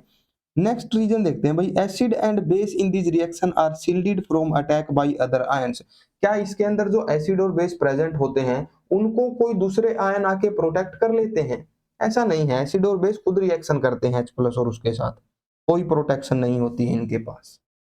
दे have large excess of H plus और OH नेगेटिव आयन, इनके पास, इन बफर्स के पास क्या होता है भाई, बहुत ज्यादा एक्सेस अमाउंट होती है H प्लस की या फिर OH नेगेटिव की, ये सच नहीं है, बिल्कुल भी नहीं होती इनके पास, क्यों नहीं होती भाई, क्योंकि कॉमन आयन इफेक्ट की वजह से वीक एसिड का डिसोसिएशन बिल्कुल ही सप्रेस हो जाता है, तो H प्लस आयन और इन ए नेगेटिव की आयन की कंसंट्रेशन जो कि एसिड से निकले हैं वो ऑलमोस्ट जीरो ही हो जाती है, ए नेगेटिव भी सारा वही प्रेजेंट होता है जो कि सोल्ट से निकला है, तो ये स्टेटमेंट भी बिल्कुल गलत है कि इनके पास बहुत ज्यादा कंसंट्रेशन होती है H प्लस और हाइड्रोक्सिल आयन की, जी नहीं, इनके पास बहुत कम होती है। They have fixed value of pH, क्या इनकी पीएच की वैल्यू फिक्स होती है, देखो बिल्कुल भी फिक्स नहीं होती इनकी पीएच की वैल्यू, अलग अलग बफर अलग अलग पीएच को मेंटेन करते हैं, तो डिफरेंट डिफरेंट पीएच हो सकती है डिफरेंट डिफरेंट बफर्स की, और एक स्पेसिफिक बफर की भी अगर हम लोग बात करें तो उनकी पीएच भी कांस्टेंट नहीं रहेगी, उनकी वैल्यू भी फिक्स नहीं रहेगी, क्योंकि हमने पता था भाई बहुत स्मॉल अमाउंट ऑफ एसिड और बेस को ही रजिस्ट कर पाते हैं, उसके बाद इनकी भी पीएच ऊपर नीचे हो जाती है, उस लिमिट के, उस कैपेसिटी के खत्म होने के बाद इनकी भी पीएच ऊपर नीचे होती है, तो इनकी पीएच वैल्यू फिक्स नहीं होती भाई। बफर देखते ही फिक्स्ड वैल्यू ऑफ पीएच के ऊपर निशान नहीं लगाना है, ठीक है। ए हो जाएगा इसका करेक्ट आंसर। आगे बढ़ते हैं भाई, बेसिक बफर। अच्छा यहाँ पर बेसिक बफर आ गया, पहले ही एक छोटा सा कॉन्सेप्ट है भाई जो कि एसिडिक बफर के अंदर हम लोग स्टडी करते हैं, और वो जगह नहीं बची इसलिए मैं करवा नहीं पाया, अभी करवाता हूँ थोड़ी सी जगह बना के यहीं पे। बहुत छोटा सा ही कॉन्सेप्ट है, बेसिकली पीएच इक्वेशन के ऊपर ही हम लोग एक स्पेसिफिक केस निकालने वाले हैं, तो एसिडिक बफर के अंदर ये छोटा सा कॉन्सेप्ट है जो कि बचा है, ये मैं आपको अभी करवाता हूँ। देखो भाई, ये कुछ एक कॉन्सेप्ट है जो अब तक हमने पढ़ा है, पीएच की हेंडरसन हेल्सबैक इक्वेशन ये है, और इक्वेशंस हमारे पास बफर की ये है। एक हमारे पास वीक एसिड है H है, जिसका डिसोसिएशन होता है H प्लस और A नेगेटिव में। एक है हमारे पास स्ट्रॉन्ग इलेक्ट्रोलाइट जो कि इसी वीक एसिड का सॉल्ट है ANA, जिसका कंप्लीट डिसोसिएशन हो रहा है Na में और A नेगेटिव आयंस में। A नेगेटिव आयंस के कॉमन आयन इफेक्ट की वजह से क्या हो रहा है, इस वीक एसिड का डिसोसिएशन हो ही नहीं पा रहा। ये कुछ सिचुएशन है। अब यहाँ पर हमारे पास दो चीजें हैं भाई, दो एक तरीके से कंसंट्रेशंस हैं, एक सोल्ट की कंसंट्रेशन है, एक एसिड की कंसंट्रेशन है। तो इन दोनों की कंसंट्रेशन से आखिर क्या इफेक्ट पड़ेगा पीएच के ऊपर। अगर मान लो सोल्ट की कंसंट्रेशन हम लोग ज्यादा ले लें एसिटिक एसिड से, एसिटिक एसिड की कंसंट्रेशन कम ले लें, सोडियम एसीटेट की कंसंट्रेशन ज्यादा ले लें, या फिर उल्टा कर दें, या फिर बराबर कंसंट्रेशन कर दें, तो पीएच के ऊपर क्या फर्क पड़ेगा। तो यहाँ पर मैथमेटिकली सोचो भाई, पहला केस क्या हो, केस वन, अगर सोल्ट की कंसंट्रेशन बराबर हो जाए एसिड की कंसंट्रेशन के, उस केस में क्या होगा। देखो मैथमेटिकली मैं समझा रहा हूं, समझ लेना, आप लोग चाहो तो लिख सकते हो। इस सोल्ट की कंसंट्रेशन मतलब ये ऊपर न्यूमरेटर वाली वैल्यू ये बराबर हो गई है एसिड की कंसंट्रेशन के, मतलब डिनोमिनेटर वाली वैल्यू के। अगर ये दोनों बराबर हैं तो बराबर बराबर कट के हो जाएगा 1, मतलब यहां पर हमारे पास बन जाएगा log 1। log 1 होता है 0, इस वजह से अगर ये पूरी क्वांटिटी 0 बन गई तो पीएच किसके बराबर हो जाएगा, पी के ए के बराबर हो जाएगा। पीएच जो होगी हमारे बफर की, वो जो हमारा वीक एसिड था उसी की पी के ए के बराबर हो जाएगा। मतलब जितना भी वीक एसिड था एक तरीके से ये समझ लो वो पूरा 100% अपना दे पाएगा पीएच को रजिस्ट करने के लिए। यही वो कंडीशन है जिसके ऊपर बफर्स बेस्ट काम करते हैं, सबसे ज्यादा एफिशिएंटली काम करते हैं। एक तरीके से हम लोग ये बोल सकते हैं कि बफर का एक्शन मैक्सिमम होता है इस सिचुएशन पे, जब सोल्ट की और एसिड की बिल्कुल बराबर कंसंट्रेशन हम लोग लेते हैं। तो यहाँ पर हम लोग लिख सकते हैं मैक्सिमम बफर एक्शन होता है भाई इसके ऊपर, मैक्सिमम बफर एक्शन। जितनी पीएच हमें चाहिए उतनी ही बिल्कुल पीएच रजिस्ट हो जाएगी, मतलब जितनी भी पीएच हमें रजिस्ट करनी है उतना ही पी के ए का सोल्ट, इतना ही पी के ए का एसिड हम लोग ले लेंगे। हमारे पास जो एसिड हम लोग लेंगे, जो वीक एसिड हम लोग लेने वाले हैं, उसकी पी के ए सीधा सा देख लेंगे, और जितनी कंसंट्रेशन उस वीक एसिड की है उतनी ही कंसंट्रेशन हम लोग सोल्ट की भी बना लेंगे। उससे क्या होगा, ये वैल्यू 1 हो जाएगी, log 1 0 हो जाएगा, और जितनी पीएच होगी वो डायरेक्टली पी के ए के बराबर हो जाएगी। अब हम जब बफर सॉल्यूशन बना रहे होते हैं लैब में या फिर कहीं भी, तो हमें उस पीएच की वैल्यू पता होती है जो कि हमें मेंटेन रखनी है। तो वो हम लोग कैसे करें, हम एसिड ही उस पी के ए का यूज करें जितनी पीएच हमें चाहिए। दूसरी चीज क्या, हम सोल्ट की और एसिड की कंसंट्रेशन को बराबर रखें। अगर ये दो चीजें हमने मेंटेन कर ली तो एग्जैक्टली वही पीएच हम लोग मेंटेन कर पाएंगे जो कि हमें मेंटेन करनी है। क्या क्या करेंगे, एक तो एसिड इस पीकेए का चूज करेंगे, सेकेंडली ये क्या हुआ भाई, एक तो एसिड ही उस पीकेए का चूज करेंगे जो पीएच हमें चाहिए, सेकेंडली इस सोल्ट की और एसिड की कंसंट्रेशन को दोनों को बराबर रखेंगे। इनिशियल कंसंट्रेशन जो हमने बनाई है उसी कंसंट्रेशन को हम लोग बराबर रखेंगे, तो हमें उसी पीएच का हमारे पास मिल जाएगा बफर सॉल्यूशन। अब एक चीज इमेजिन करो भाई, हमने पीकेए तो ढंग से चूज कर ली, लेकिन हम लोग सोल्ट की और एसिड की कंसंट्रेशन को बराबर नहीं कर पाए, वो कम ज्यादा हो गई। उस केस में क्या होगा भाई, जो पीएच हमारी होगी ना बफर की, वो थोड़ी सी ऊपर नीचे आएगी। है ना। क्यों? क्योंकि देखो साल्ट की कंसंट्रेशन अगर ज्यादा हो गई एसिड से तो ये क्वांटिटी क्या हो जाएगी, सोल्ट बाई एसिड ये 1 से ज्यादा हो जाएगा। log 1 से ज्यादा जो होता है उसकी वैल्यू भाई 0 से ऊपर ही आती है। log 1 0 होता है, log 1.1 भी अगर हमने ले लिया तो यहाँ पर कोई पॉजिटिव वैल्यू आएगी, तो मतलब pKa के अंदर कोई पॉजिटिव वैल्यू ऐड करेंगे तब pH हमारी निकल के आएगी। उस केस में क्या हो गया, pH ज्यादा हो गई pKa से। यही हम लोग यहाँ पर रिप्रेजेंट कर सकते हैं दूसरे केस की तरह।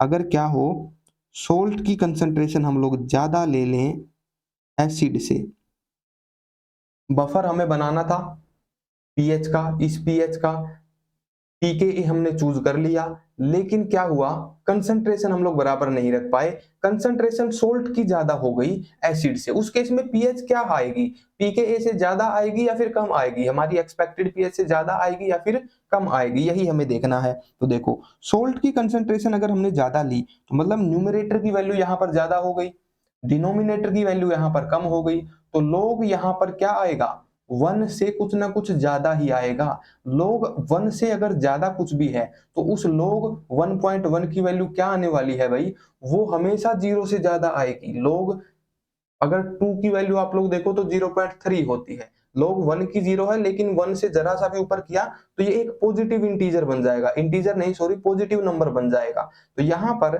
पीएच क्या हो जाएगी, pH will be equal to pKa plus something, delta लिख देता हूं मैं यहाँ पे, मतलब कुछ ना कुछ पॉजिटिव इंटीजर यहाँ पर आ जाएगा।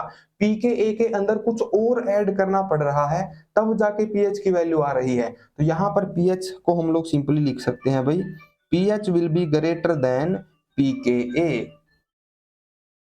इस केस में pH pKa से ज्यादा आ जाएगी। तो ये सब चीजें हम लोग तब कर रहे होते हैं भाई जब हमें बफर बनाना होता है, लेकिन इसके पीछे का थ्योरेटिकल एप्लीकेशन भी आपको समझना है। अगर मान लो सोल्ट की कंसंट्रेशन हमने गलती से ले ली कम, एसिड की कंसंट्रेशन हमने ले ली ज्यादा, उस केस में क्या होगा, एसिड की कंसंट्रेशन ज्यादा है मतलब डिनोमिनेटर की वैल्यू तो यहां पर है ज्यादा और न्यूमरेटर की वैल्यू है कम, लोग 1 से भी कम वैल्यू यहां पर आएगी। लोग जब 1 होता है तब इसकी वैल्यू आती है 0, लोग 1 से ज्यादा होता है तब इसकी वैल्यू आती है पॉजिटिव, और अगर लोग यहां पर 1 से हो गई कुछ कम वैल्यू तो इस ओवरऑल की वैल्यू आएगी भाई नेगेटिव में। मतलब यहां पर पीएच क्या हो जाएगी, pH will be equal to pKa minus delta, मतलब इससे थोड़ी बहुत कम वैल्यू आएगी। pKa में से कुछ घटा रहे हैं तब वो pH के बराबर हो रहा है, तो एक तरीके से pH जो है यहाँ पर वो pKa से कम आएगी, pH will be lesser than pKa। इस तरीके से भाई हम लोगों को जब बफर बनाना होता है ना तो हम लोग क्या करते हैं, जो वीक एसिड लेना है उसकी हम लोग pKa चेक करते हैं।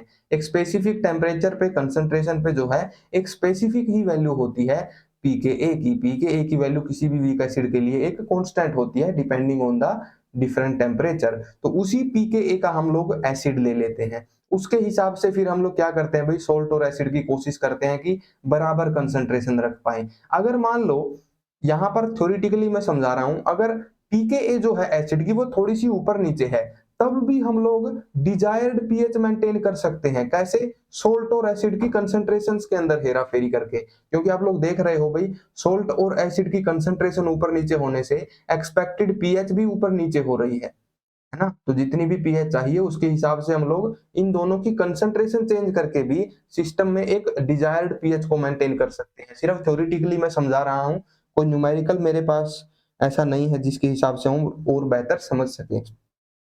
तो ये जो स्पेशल केसेस मैंने आपको बताए हैं इनका यूज होता है भाई बफर सॉल्यूशंस बनाने के टाइम, ठीक है।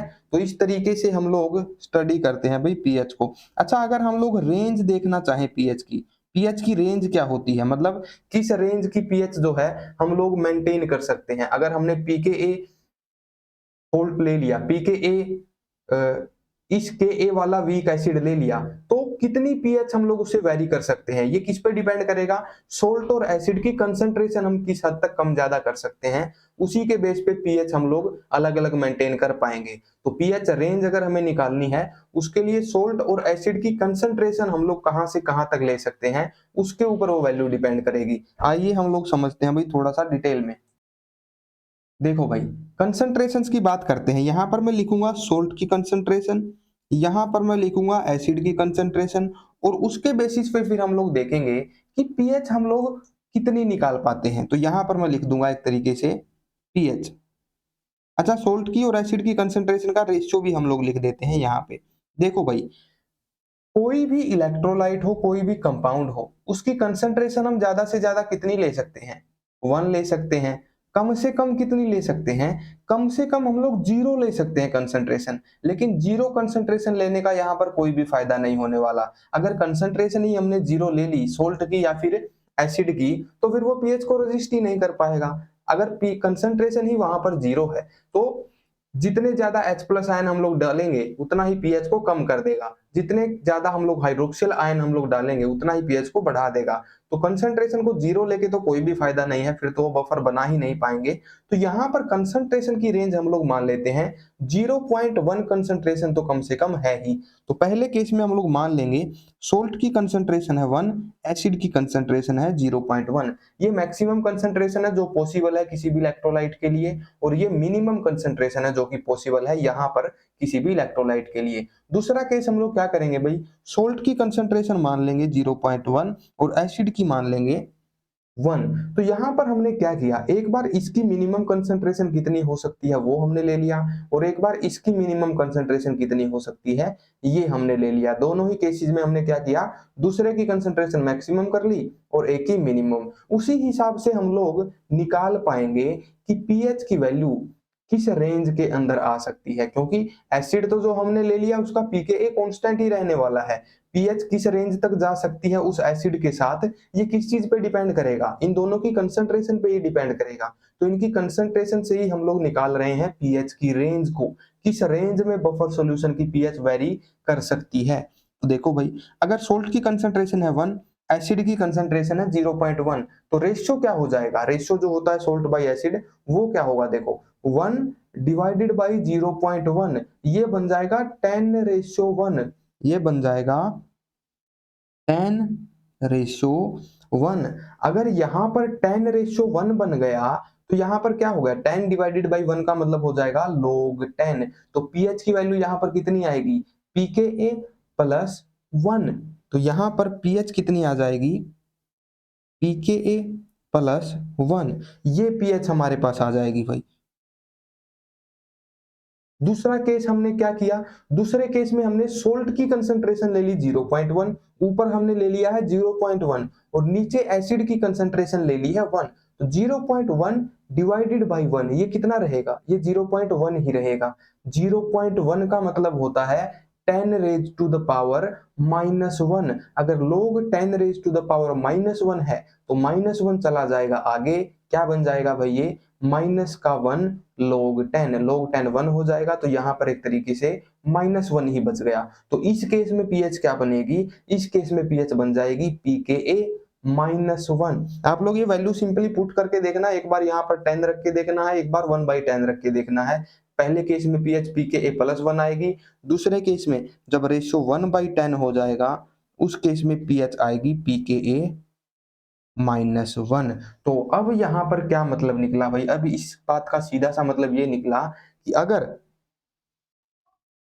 इस बात का मतलब ये निकला, अगर हमने एक ऐसा वीक एसिड ले लिया बफर बनाने के लिए जिसके लिए pKa की वैल्यू इतनी है, तो उस एसिड से जो बफर की पीएच है वो हम लोग कहां से कहां तक मेंटेन कर सकते हैं, किस रेंज में वो वीक एसिड बफर की पीएच मेंटेन कर पाएगा, वो pKa +1 से लेके pKa -1 तक की पीएच हम लोग उससे अचीव कर सकते हैं। इन रेंज के बीच में जो पीएच वैल्यूज आएंगी उनको हम लोग मेंटेन कर सकते हैं। और कौन सी पीएच को मेंटेन करना है उस रेंज में, अगर वो हमें बिल्कुल स्पेसिफिकली कंट्रोल करना है तो हमें इस सोल्ट की और इस एसिड की कंसंट्रेशन को उसी हिसाब से चूज करना पड़ेगा। यहां पर रख देंगे डिजायर्ड पीएच जो हमें चाहिए, और यहां पर रख देंगे pKa वैल्यू उस वीक बेस की, उसके हिसाब से हमें पता चल जाएगा कि क्या कंसंट्रेशन रखी जाए सोल्ट की और एसिड की। इस तरीके से डिजायर्ड पीएच का बफर हम लोग बनाते हैं।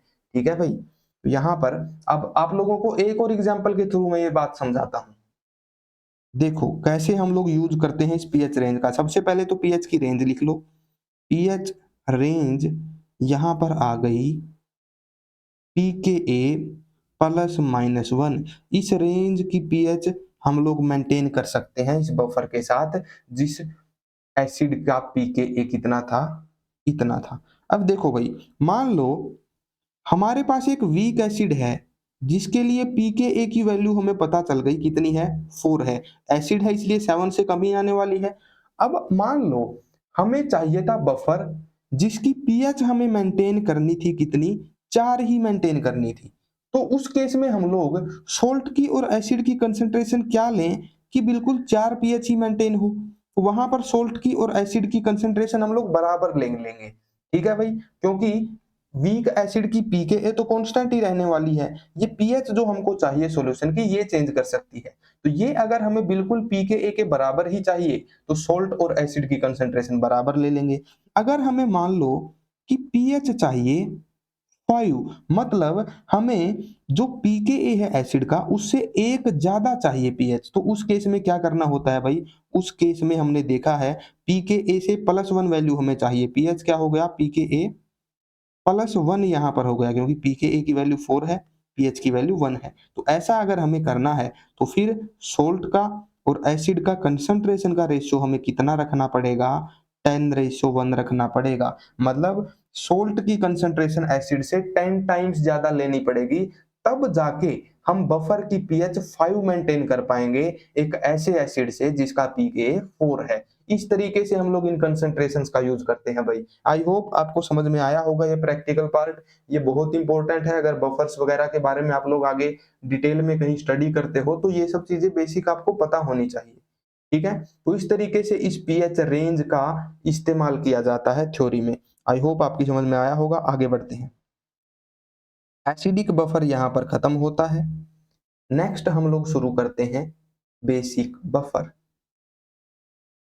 बेसिक बफर आखिर क्या होते हैं और कैसे काम करते हैं ये हम लोग समझते हैं भाई। एसिडिक बफर क्या कर रहे थे, एक एसिडिक रेंज के अंदर अपनी पीएच को मेंटेन कर रहे थे। बेसिक बफर क्या करेंगे, एक बेसिक रेंज के अंदर अपनी पीएच को मेंटेन करेंगे। बिल्कुल उल्टा काम है एसिडिक बफर से, ये पीएच अपनी मेंटेन करेंगे 7 से ऊपर, मतलब एक एल्केलाइन पीएच को, एक बेसिक पीएच को ये मेंटेन करेंगे। ये क्या होते हैं, इनके एग्जाम्पल्स और कैसे काम करते हैं ये हम लोग समझेंगे इस स्लाइड के ऊपर, और इनकी पीएच के लिए इक्वेशन कैसे ड्राइव की जाती है ये हम लोग समझेंगे अगली स्लाइड के ऊपर। तो हम लोग समझना शुरू करते हैं भाई बेसिक बफर्स को। ठीक है, बेसिक बफर क्या करते हैं भाई, बेसिक मीडियम में अपनी पीएच मेंटेन करते हैं, एक बेसिक रेंज में 7 से लेके 14 के बीच में अपनी पीएच को मेंटेन करते हैं। ये होते क्या हैं, तो these are a mixture of a weak base and its salt with a strong acid. बिल्कुल एसिडिक बफर से उल्टे, इनके अंदर एक वीक बेस होगा, प्लस में क्या होगा, थोड़ा सा पेन को पतला करते हैं, इनके अंदर एक तो वीक बेस होगा, साथ में क्या होगा, salt of weak base with a strong acid। एक स्ट्रॉन्ग एसिड के साथ में साल्ट होगा उस वीक बेस का। वीक बेस सबसे कॉमन जो हम लोग एग्जांपल लेते हैं भाई वो होता है NH4OH, अमोनियम हाइड्रोक्साइड, ये एक बेस है। इसके साथ में मिक्सचर में हमें क्या लेना है, इसी सेम बेस का सोल्ट लेना है with a strong acid. Strong acid अगर हम लोग मान ले HCl, तो HCl का और इस वीक बेस का सोल्ट क्या बनेगा, इसकी रिएक्शन करवाएंगे HCl के साथ तो वाटर निकल जाएगा और NH4Cl बन जाएगा, मतलब कि अमोनियम क्लोराइड बन जाएगा। तो इन दोनों का मिक्सचर कैसे काम करेगा भाई, इन दोनों का मिक्सचर एक बेसिक बफर की तरह काम करेगा। अब हम लोग समझते हैं कि उस बेसिक बफर में जिसके अंदर क्या है, ये वीक बेस है और ये सोल्ट है वीक बेस का स्ट्रॉन्ग एसिड के साथ, उस मिक्सचर में आखिर क्या क्या होगा, किस तरीके की वहां पर कंडीशन होगी, कौन से कंपोनेंट कितने डिसोसिएटेड फॉर्म में वहां पर रहने वाले हैं। देखो भाई, अमोनियम हाइड्रोक्साइड जो है NH4OH, ये एक वीक बेस है, इसलिए इसका पार्शियल डिसोसिएशन होता है।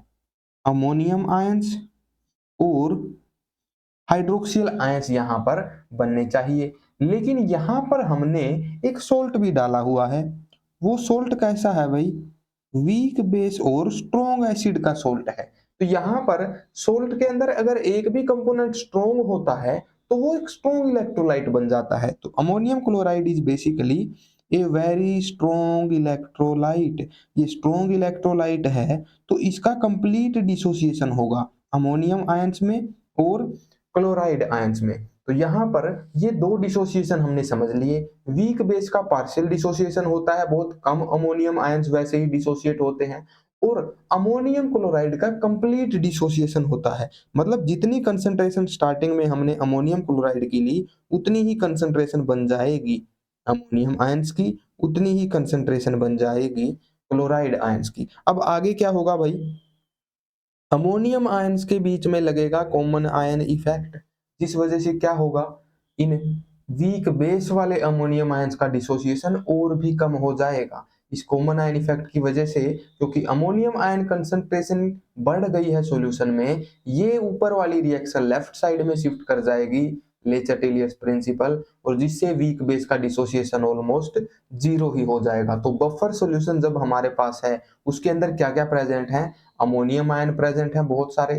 कितने प्रेजेंट है? जितनी NH4Cl की कंसंट्रेशन थी उतने हमारे पास अमोनियम आयन प्रेजेंट हैं, उतने हमारे पास क्लोराइड आयन प्रेजेंट हैं, और हमारे पास वीक बेस की भी कंसंट्रेशन है अनडिसोसिएटेड फॉर्म में, क्योंकि ये डिसोसिएट बहुत कम हो पाएगा, नेग्लिजिबल अमाउंट में ये डिसोसिएट हो पाएगा। रीजन क्या है? एक तो वीक बेस है वैसे ही कम डिसोसिएशन होता है, ऊपर से कॉमन आयन इफेक्ट लगा दिया इन अमोनियम आयंस ने जो कि स्ट्रॉन्ग इलेक्ट्रोलाइट से, स्ट्रॉन्ग सोल्ट से निकले थे। तो हमारे पास बफर के सॉल्यूशन के अंदर क्या क्या प्रेजेंट है? अमोनियम आयंस प्रेजेंट है, क्लोराइड आयन प्रेजेंट है, और अमोनियम हाइड्रोक्साइड प्रेजेंट है।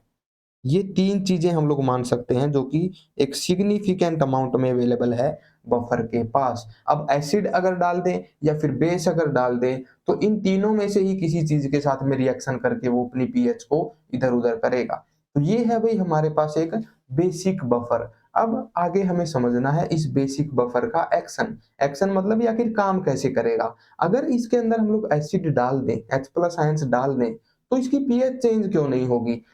आमतौर पे वाटर के अंदर अगर H+ आयन डाले जाएं, एसिड डाला जाए तो पीएच कम हो जाएगी, 7 से कम पीएच हो जाएगी, एसिडिक पीएच हो जाएगी। और अगर हाइड्रोक्सियल आयन डाल दिए जाएं न्यूट्रल वाटर में तो पीएच बढ़ जाएगी, बेसिक पीएच हो जाएगी।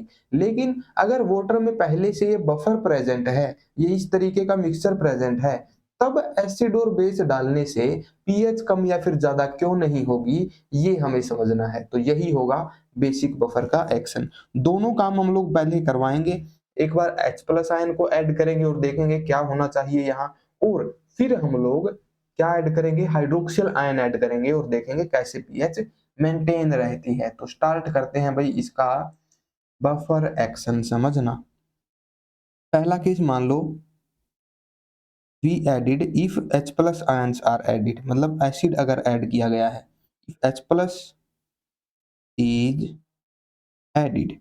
अब यहां पर एक बात देखो भाई, अगर हम लोग यहां पर ऐड कर दें H+ आयंस तो वो क्या करेंगे? वो दो काम कर सकते हैं भाई। देखो H+ आयन आपको हो सकता है ये लगे कि H+ आयंस क्लोराइड आयंस के साथ में अटैच हो जाएंगे और क्या बना लेंगे? HCl बना लेंगे। ये तो हो जाएगा बिल्कुल ही गलत जवाब। क्यों गलत जवाब? आखिर H+ आयन पॉजिटिव आयन है भाई, नेगेटिव आयन से अट्रैक्ट क्यों नहीं होंगे? नहीं होंगे, क्योंकि अगर HCl बन भी गया तो HCl ऑलरेडी एक स्ट्रॉन्ग एसिड है। स्ट्रॉन्ग एसिड डिसोसिएटेड रहना पसंद करते हैं, तो मतलब H+ आयन इसके साथ में तो अटैच नहीं हो सकता। इसके ऊपर ऑलरेडी पॉजिटिव चार्ज है, एक और H+ आयन को हमारा नाइट्रोजन नहीं पकड़ सकता। तो H+ आयन के पास एक ही काम बचा जो कि ये कर पाएगा। क्या काम बचा भाई?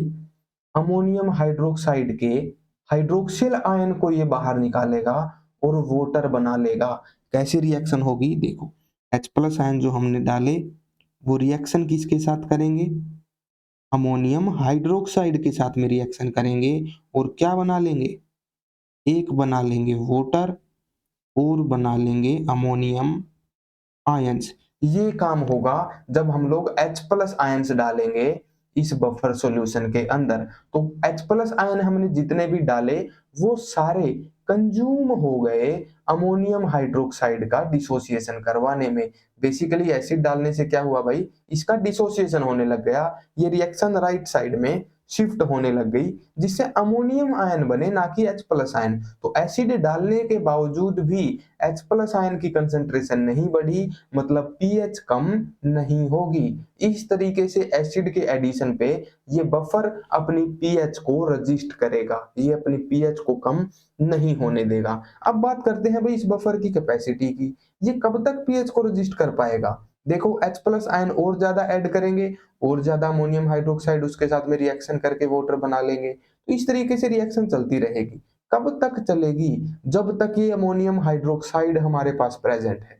जैसे ही अमोनियम हाइड्रोक्साइड प्रेजेंट खत्म हो गया, जैसे ही अमोनियम हाइड्रोक्साइड खत्म हो गया, उसी दौरान क्या होगा, H+ आयन अगर हम लोग एक्स्ट्रा ऐड कर देंगे तो H+ आयन की कंसंट्रेशन बढ़ जाएगी, तब उसके पास कोई अमोनियम हाइड्रोक्साइड होगा ही नहीं जिसके साथ में वो वाटर बना सके। तो NH4OH के खत्म होने के बाद H+ आयन जितना भी डालेंगे वो उसकी pH को कम करेगा। तो जब तक अमोनियम हाइड्रोक्साइड है pH मेंटेन्ड रहेगी, जैसे ही ये खत्म हुआ pH डिक्रीज होना शुरू हो जाएगी। तो यहां पर आप लोग ये लाइन लिख सकते हो कि pH will start decreasing when all the ammonium hydroxide is consumed. pH will start decreasing once all the ammonium hydroxide is consumed।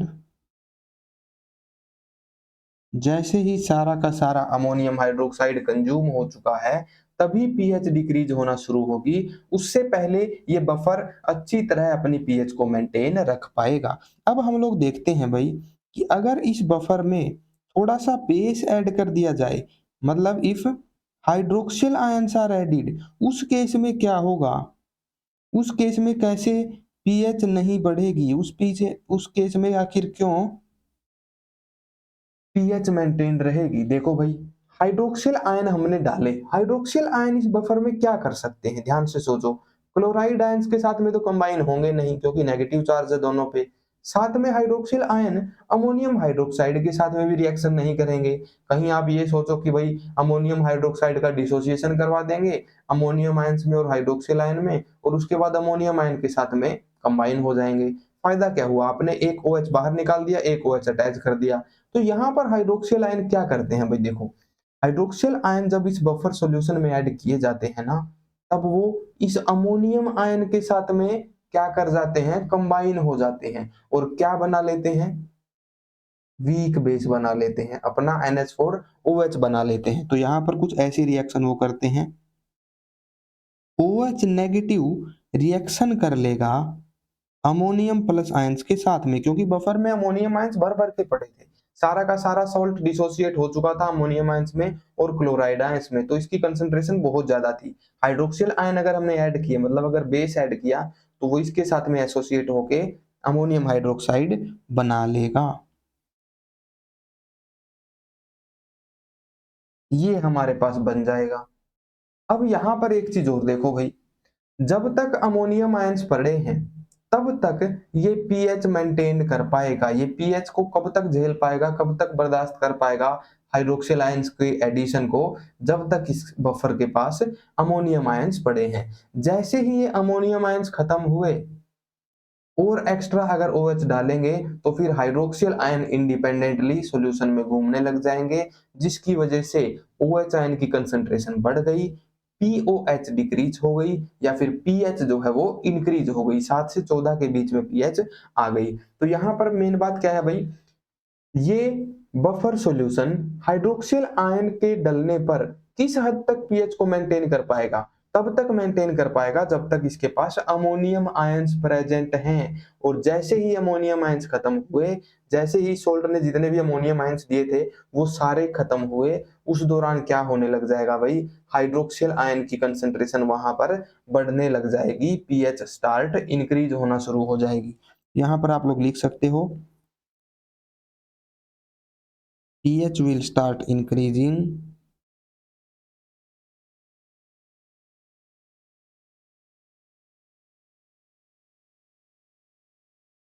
once all the ammonium ions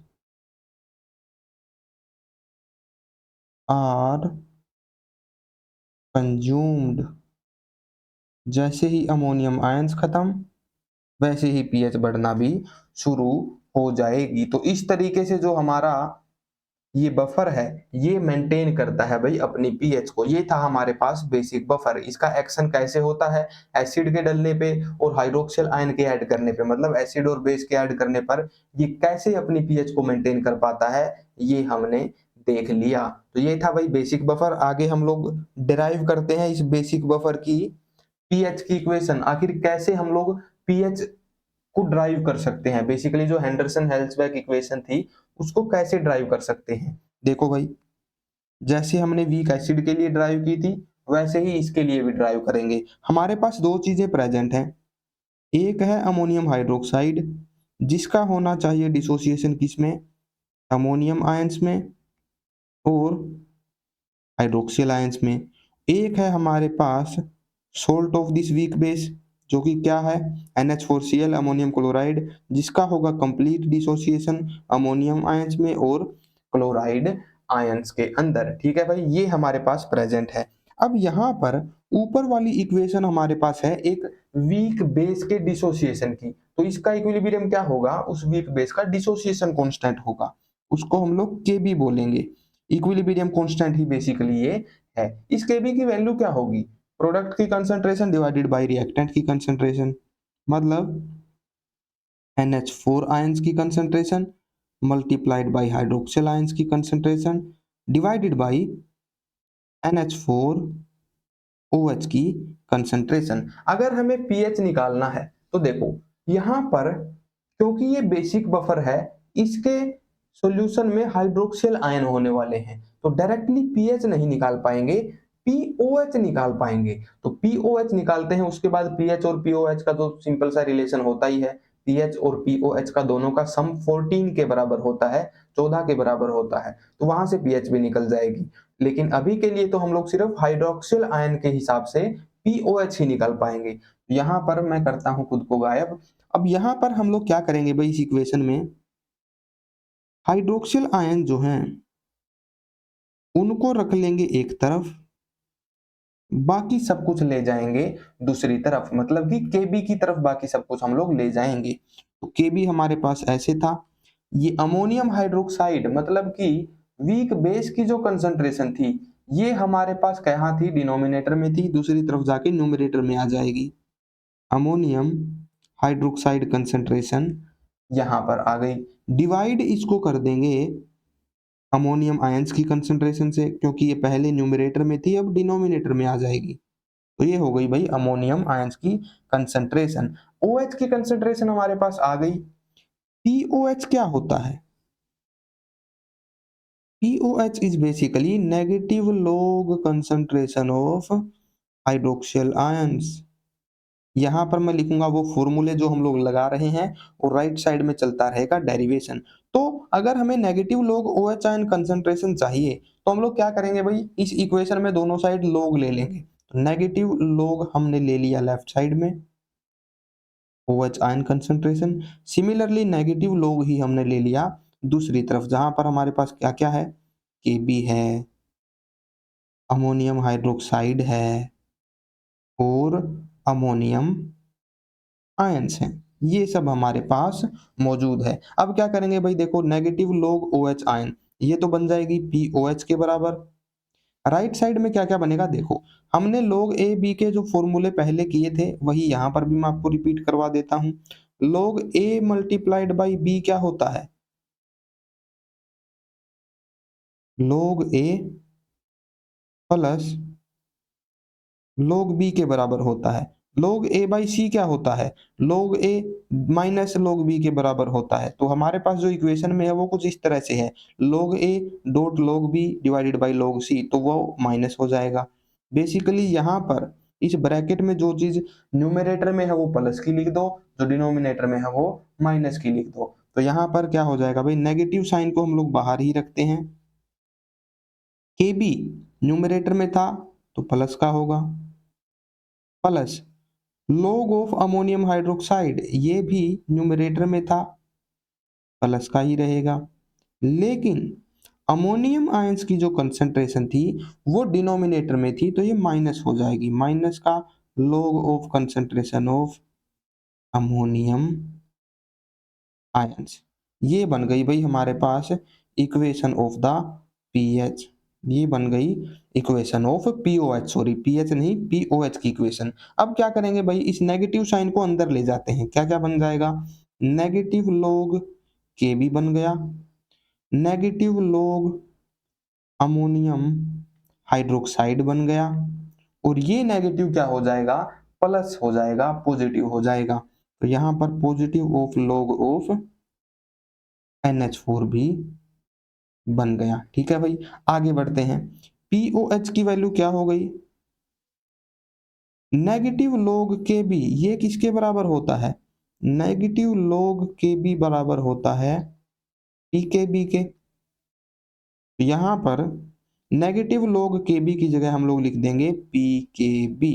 अब यहां पर क्या करेंगे भाई, इस पॉजिटिव को हम लोग आगे लिख देंगे, तो ये क्या बन गया, प्लस log NH4 है हमारे पास, और माइनस का है log NH4OH। तो log A minus log B ये किसके बराबर हो जाएगा, log A बाई B के बराबर हो जाएगा।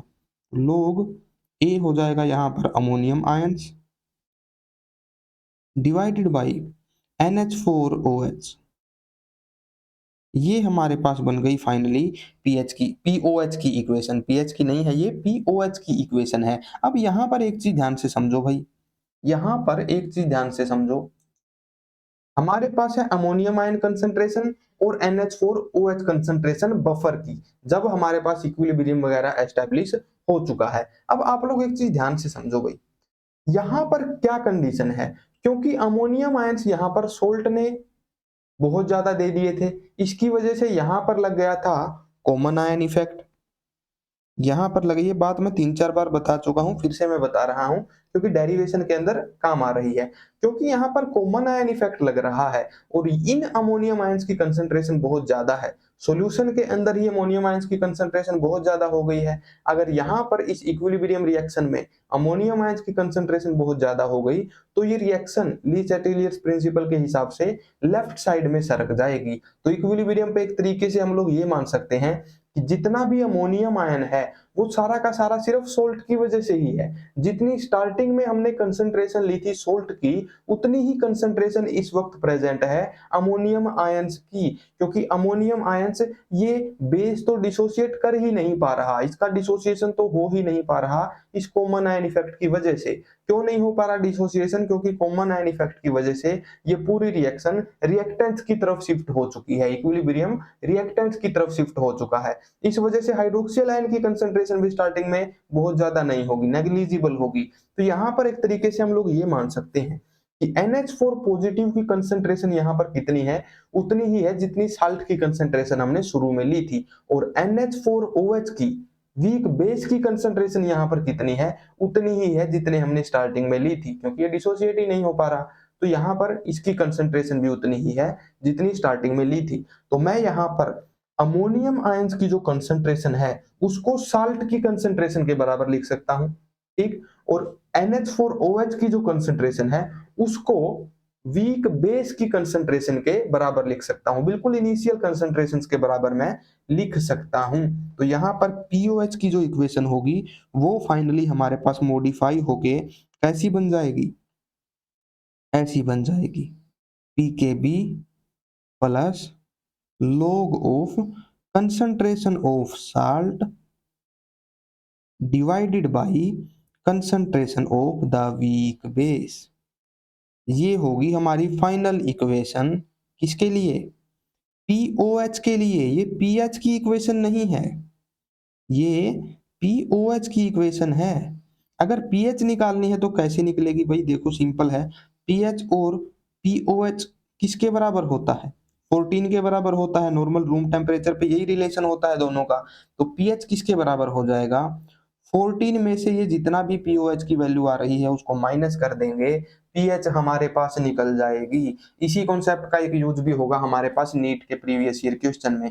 न्यूमेरिकल सोल्व करते हैं भाई, इस कॉन्सेप्ट के ऊपर न्यूमेरिकल कॉन्सेप्ट हम लोग यूज करते हैं। अच्छा, यहाँ पर जो स्पेशल केस थे ना, कंसंट्रेशन का क्या इफेक्ट होता है साल्ट की और बेस की, और पीएच की रेंज क्या होती है, ये बिल्कुल सेम होता है एसिडिक बफर की तरह।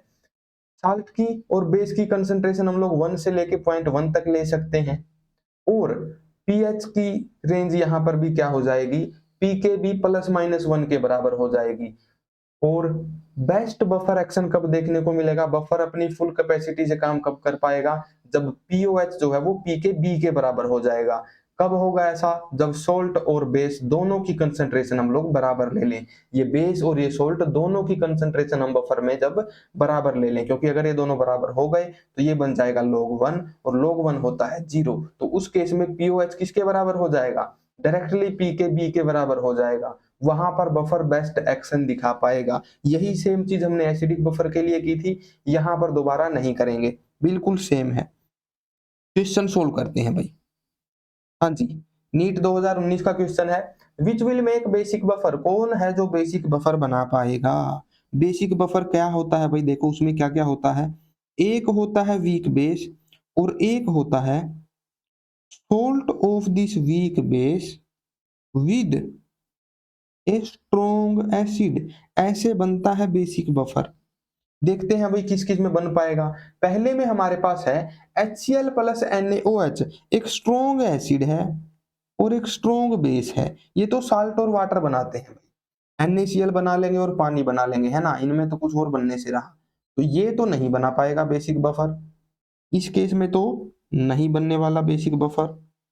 दूसरा क्वेश्चन दूसरा ऑप्शन देखो, NaOH एक स्ट्रॉन्ग बेस और एक वीक एसिड, क्या ये बना पाएंगे हमारे पास बेसिक बफर, जी नहीं।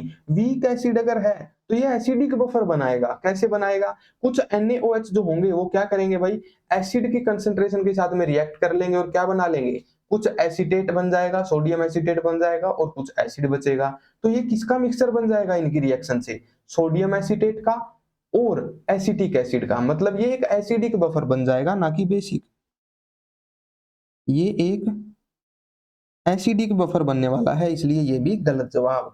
सेकंड थर्ड ऑप्शन में क्या है, एसिटिक एसिड की रिएक्शन करवा रखी है फिर से NaOH के साथ, ये भी क्या करेगा, सोडियम एसीटेट बनाएगा और एसिटिक एसिड बनाएगा। तो यहाँ पर भी एसिडिक बफर बनेगा, बेसिक बफर नहीं बनेगा। यहाँ पर भी अगर बफर बनता है तो एसिडिक बनेगा, बेसिक नहीं बनेगा। नेक्स्ट केस में हमारे पास क्या है, अच्छा यहाँ पर भी रीजन आप लोग देख सकते हो, वीक एसिड और स्ट्रॉन्ग बेस प्रेजेंट है। हमें बफर अगर बनाना है तो बेस वीक चाहिए, और सोल्ट जो बना रहे हैं हम लोग एसिड के साथ वो एसिड स्ट्रॉन्ग चाहिए। बेस वीक एसिड स्ट्रॉन्ग, तभी बेसिक बफर बन पाएगा। ऑप्शन डी में देखो 0.1 मोलर है HCl, अच्छा कंसंट्रेशन यहाँ पर इतनी मायने भी नहीं रखती।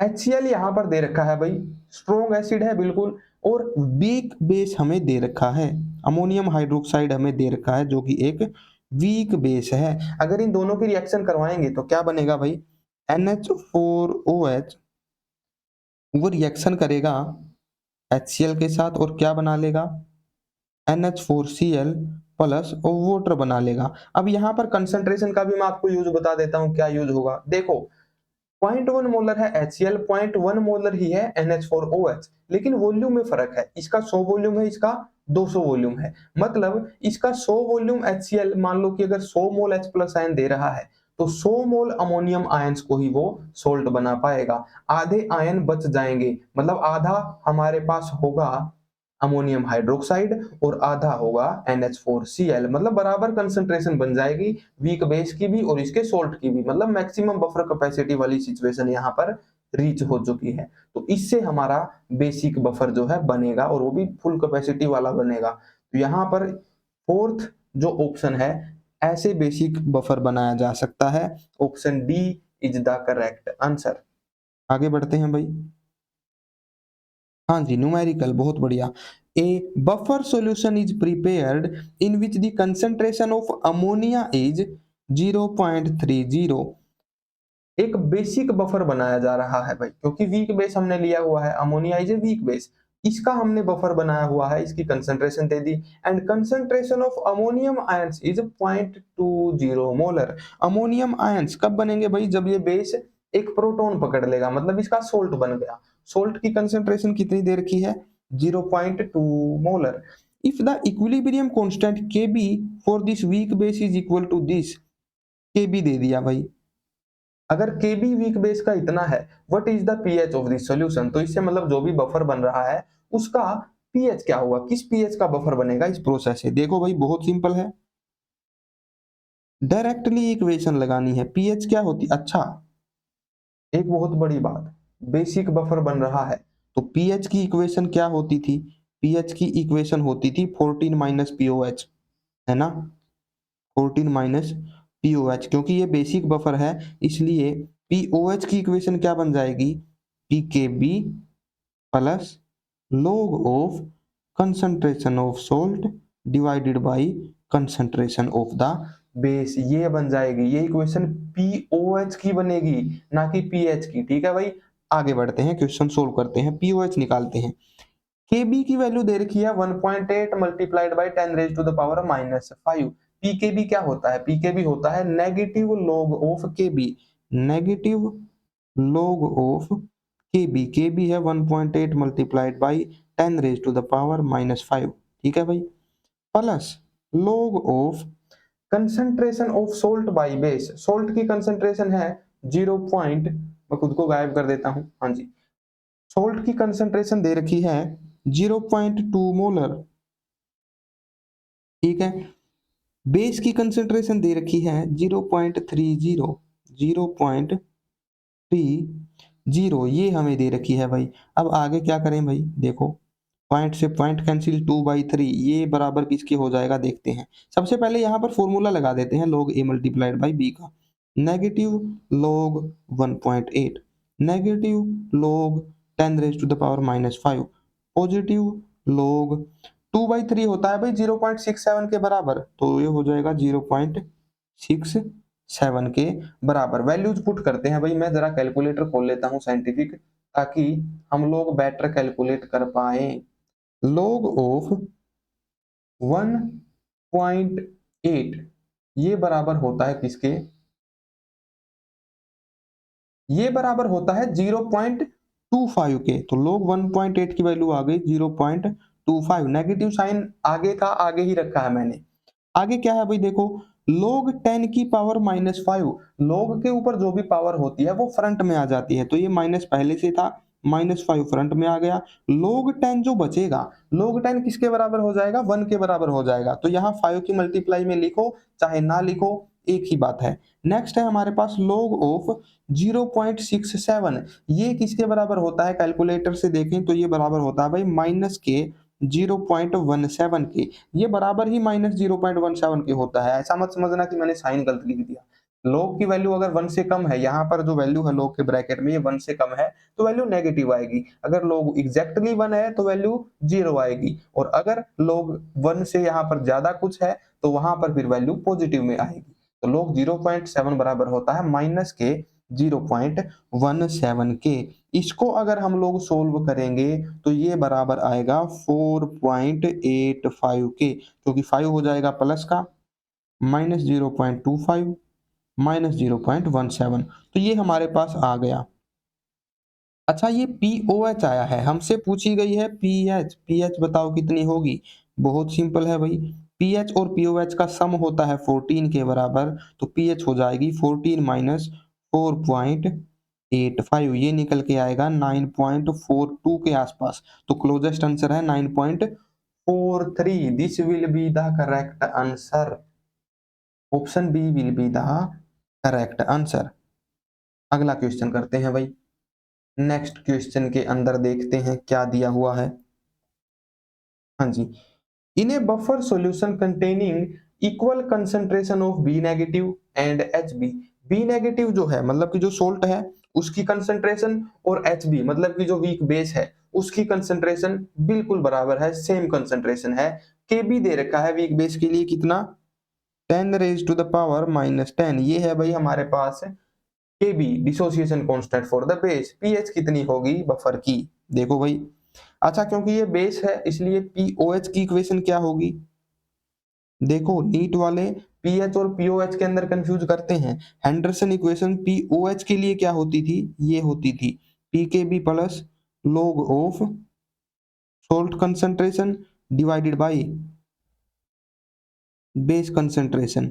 ये पीओएच के लिए होती थी। यहां से देखो भाई, एक चीज ध्यान से देखो, पीकेबी किसके बराबर हो जाएगा, नेगेटिव log केबी के। केबी की वैल्यू कितनी है, 10⁻⁻10 है, प्लस log ऑफ एक और चीज इन्होंने दे रखी है, बफर सॉल्यूशन में इक्वल कंसंट्रेशन है सोल्ट की भी और वीक बेस की भी। तो मतलब सोल्ट की कंसंट्रेशन और बेस की कंसंट्रेशन दोनों बराबर हैं। अगर ये दोनों बराबर हैं तो ये बन जाएगा log 1। log 1 होता है 0, तो ये बन गया log 1। और log 1 कितना होता है भाई, 0 के बराबर होता है। तो पीओएच कितनी हो जाएगी, log 10⁻⁻10। -10 ये जो पावर है ये आगे आ जाएगी, एक माइनस साइन पहले से था, तो पीओएच बन गई log 10 के बराबर। यहां पर आगे क्या होगा, log 10 जो होता है वो बराबर होता है 1 के, और ये माइनस और माइनस मिलके हो जाएगा प्लस का 10। तो पीओएच यहाँ पर आ गई 10।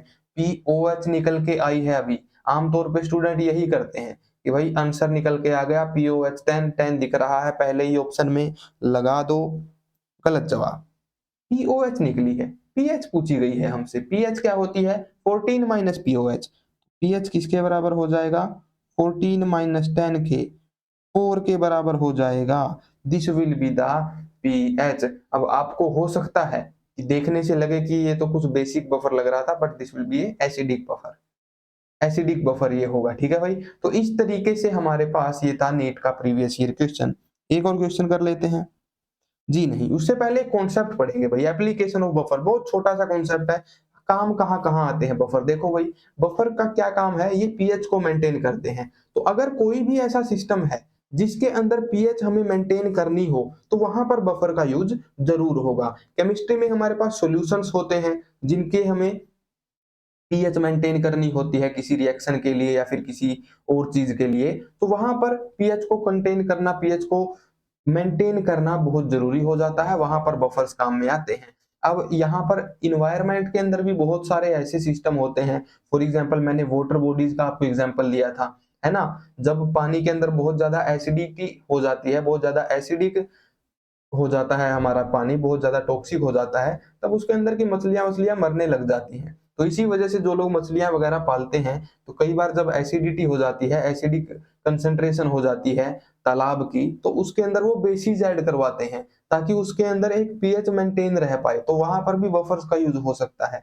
ब्लड की पीएच भी एक स्पेसिफिक लेवल के ऊपर मेंटेन रहनी चाहिए। अगर ब्लड की पीएच हमारी बहुत ज्यादा ऊपर नीचे हो जाए तो हमारे और बॉडी में बहुत ज्यादा दिक्कतें आने लग जाती हैं। तो वहां पर भी कुछ सोल्ट के सॉल्यूशंस के रूप में हमें दवाइयां दी जाती हैं जो कि पीएच को थोड़ा सा डिजायरेबली कम ज्यादा कर सके, मेंटेन कर सके। नेक्स्ट हमारे पास भाई मैन्युफैक्चरिंग प्रोसेस बहुत सारी होती है केमिस्ट्री में। ड्रग्स का मैन्युफैक्चरिंग होता है, पूरी मेडिसिनल केमिस्ट्री एक ब्रांच है। अलग अलग फार्मा इंडस्ट्रीज में अलग अलग R&D डिवीजन होते हैं जहां पर दवाइयां बनाई जाती हैं। तो ये भी एक स्पेसिफिक पीएच के ऊपर ही मेंटेन हमें रखनी पड़ती हैं, क्योंकि दवाइयां असल में खानी तो इंसानों को ही है, जानी तो इंसान के ब्लड में ही है। तो वो भी आगे जाके दिक्कत कर सकती हैं। इसलिए मैन्युफैक्चरिंग प्रोसेस से लेकर के उनके बिल्कुल हमें खाने तक भी उनकी पीएच बिल्कुल स्पेसिफिक रखी जाती है। इस पीएच को मेंटेन करने के लिए यहाँ पर भी काफी सारे बफर्स का यूज किया जाता है। तो जहां भी जिस भी सिस्टम में हमें एक स्पेसिफिक पीएच चाहिए, एक स्पेसिफिक पीएच के ऊपर मेंटेन करके रखना हो किसी भी सिस्टम को, वहां पर बफर्स का यूज होता है। अच्छा, ब्लड के अंदर एक और बात मैं आपको बताता हूं भाई, ब्लड की पीएच आखिर कैसे मेंटेन करती है, कैसे मेंटेन होती है। यहाँ पर ना हमारी बॉडी में एक प्रोटीन होता है सेरम नाम से। बायोलॉजी में आप लोग बेटर समझते हो इसको। सेरम, ये बेसिकली एक प्रोटीन होता है। बायो में भले ही इसको प्रोटीन प्रोटीन बोल दें, लेकिन है तो एक मॉलिक्यूल ही। तो बेसिकली ये भी क्या करता है, पीएच को मेंटेन करता है। इसकी वजह से ब्लड के अंदर पीएच मेंटेन रह पाती है। क्योंकि ब्लड और बायोलॉजी का यहाँ पर जिक्र आ गया, इसलिए ये क्वेश्चन नीट वालों के लिए बहुत जरूरी है। हाँ जी, आगे बढ़ते हैं, क्वेश्चन करते हैं भाई। नीट के इस छोटे से कॉन्सेप्ट पे भी एक दो क्वेश्चन पूछे गए हैं बहुत पहले, 1997 में, 30 के आसपास साल हो गए होंगे। A physician wishes to prepare a buffer solution at pH 3.85। भाई ये वो पीएच है जिसका बफर बनाना है हमारे डॉक्टर साहब को, that efficiently resist changes in pH yet contains small concentration of buffering agent. थोड़े बहुत बफरिंग एजेंट हो सकते हैं, लेकिन पीएच यही रजिस्ट होनी चाहिए और एफिशिएंटली रिड्यूस होनी चाहिए। एफिशिएंसी की बात हो रही है, मैक्सिमम बफर मेंटेन हो जाए। मैक्सिमम बफर एक तरीके से यहाँ पर अपनी एफिशिएंसी दिखा पाए। कब दिखाता था भाई, जब सोल्ट की और एसिड की कंसेंट्रेशन ऑलमोस्ट बराबर हो जाए। खैर, क्वेश्चन पढ़ते हैं आगे। Which of the following weak acid together with sodium salt will be best use. कौन से वीक एसिड का यूज किया जाए उसके सोडियम सोल्ट के साथ कि बफर अपनी बेस्ट एफिशिएंसी दिखा पाए। बेस्ट एफिशिएंसी कैसे निकलती थी, देखो, pH was equal to pKa plus log of concentration of salt divided by concentration of base। Best efficiency तब निकलती थी जब बेस की कंसंट्रेशन और साल्ट की कंसंट्रेशन बराबर हो जाए। उस केस में क्या होगा, अगर सॉल्ट की और बेस की कंसंट्रेशन बराबर है तो log 1 बन जाएगा, है ना, क्योंकि अगर ऊपर न्यूमरेटर भी सेम डिनोमिनेटर भी सेम, कैंसिल होके 1 बना लेंगे। log 1 किसके बराबर हो जाएगा, 0 के। तो उस केस में क्या हो जाएगा, पीएच किसके बराबर हो जाएगा, पीके के बराबर हो जाएगा।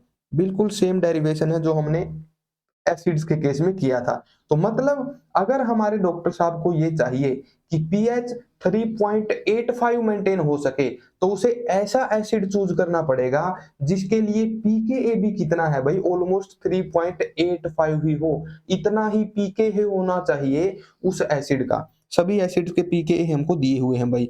डाई हाइड्रोक्सी बेंजोइक एसिड ये होता है भाई कुछ इस तरह का, देखो, 2,5 डाईहाइड्रोक्सी बेंजोइक एसिड, इसकी पीके दे रखी है 2.97। क्या पास है इसके, जी नहीं, गलत जवाब। आगे है हमारे पास एसीटो एसिटिक एसिड। अच्छा, इसकी पीके कितनी है भाई, 3.85। एग्जैक्टली पीएच से मैच कर रही है, यही हमको चाहिए बेस्ट एफिशिएंसी के लिए। यही हो जाएगा करेक्ट आंसर। बस भाई इतना ही करेंगे, आगे देखते हैं। बाकी के ऑप्शंस में आप लोग देख सकते हो भाई बहुत ज्यादा डिफरेंस है हमारी रिक्वायर्ड पीएच से। इस वजह से दिस वोंट बी ए, एक सेकंड हम लोग गड़बड़ कर गए हैं ना। पीके 3.58 है और यहाँ पर 3.85 है, डिफरेंस है भाई। मैंने भी अंधाधुंध निशान लगा दिया था, लेकिन मैंने देख लिया इन वक्त पर, यहाँ पर 3.58 है और यहाँ पर 3.85 है। यहाँ पर भी अच्छा खासा डिफरेंस होगा पीएच और पीके के बीच में।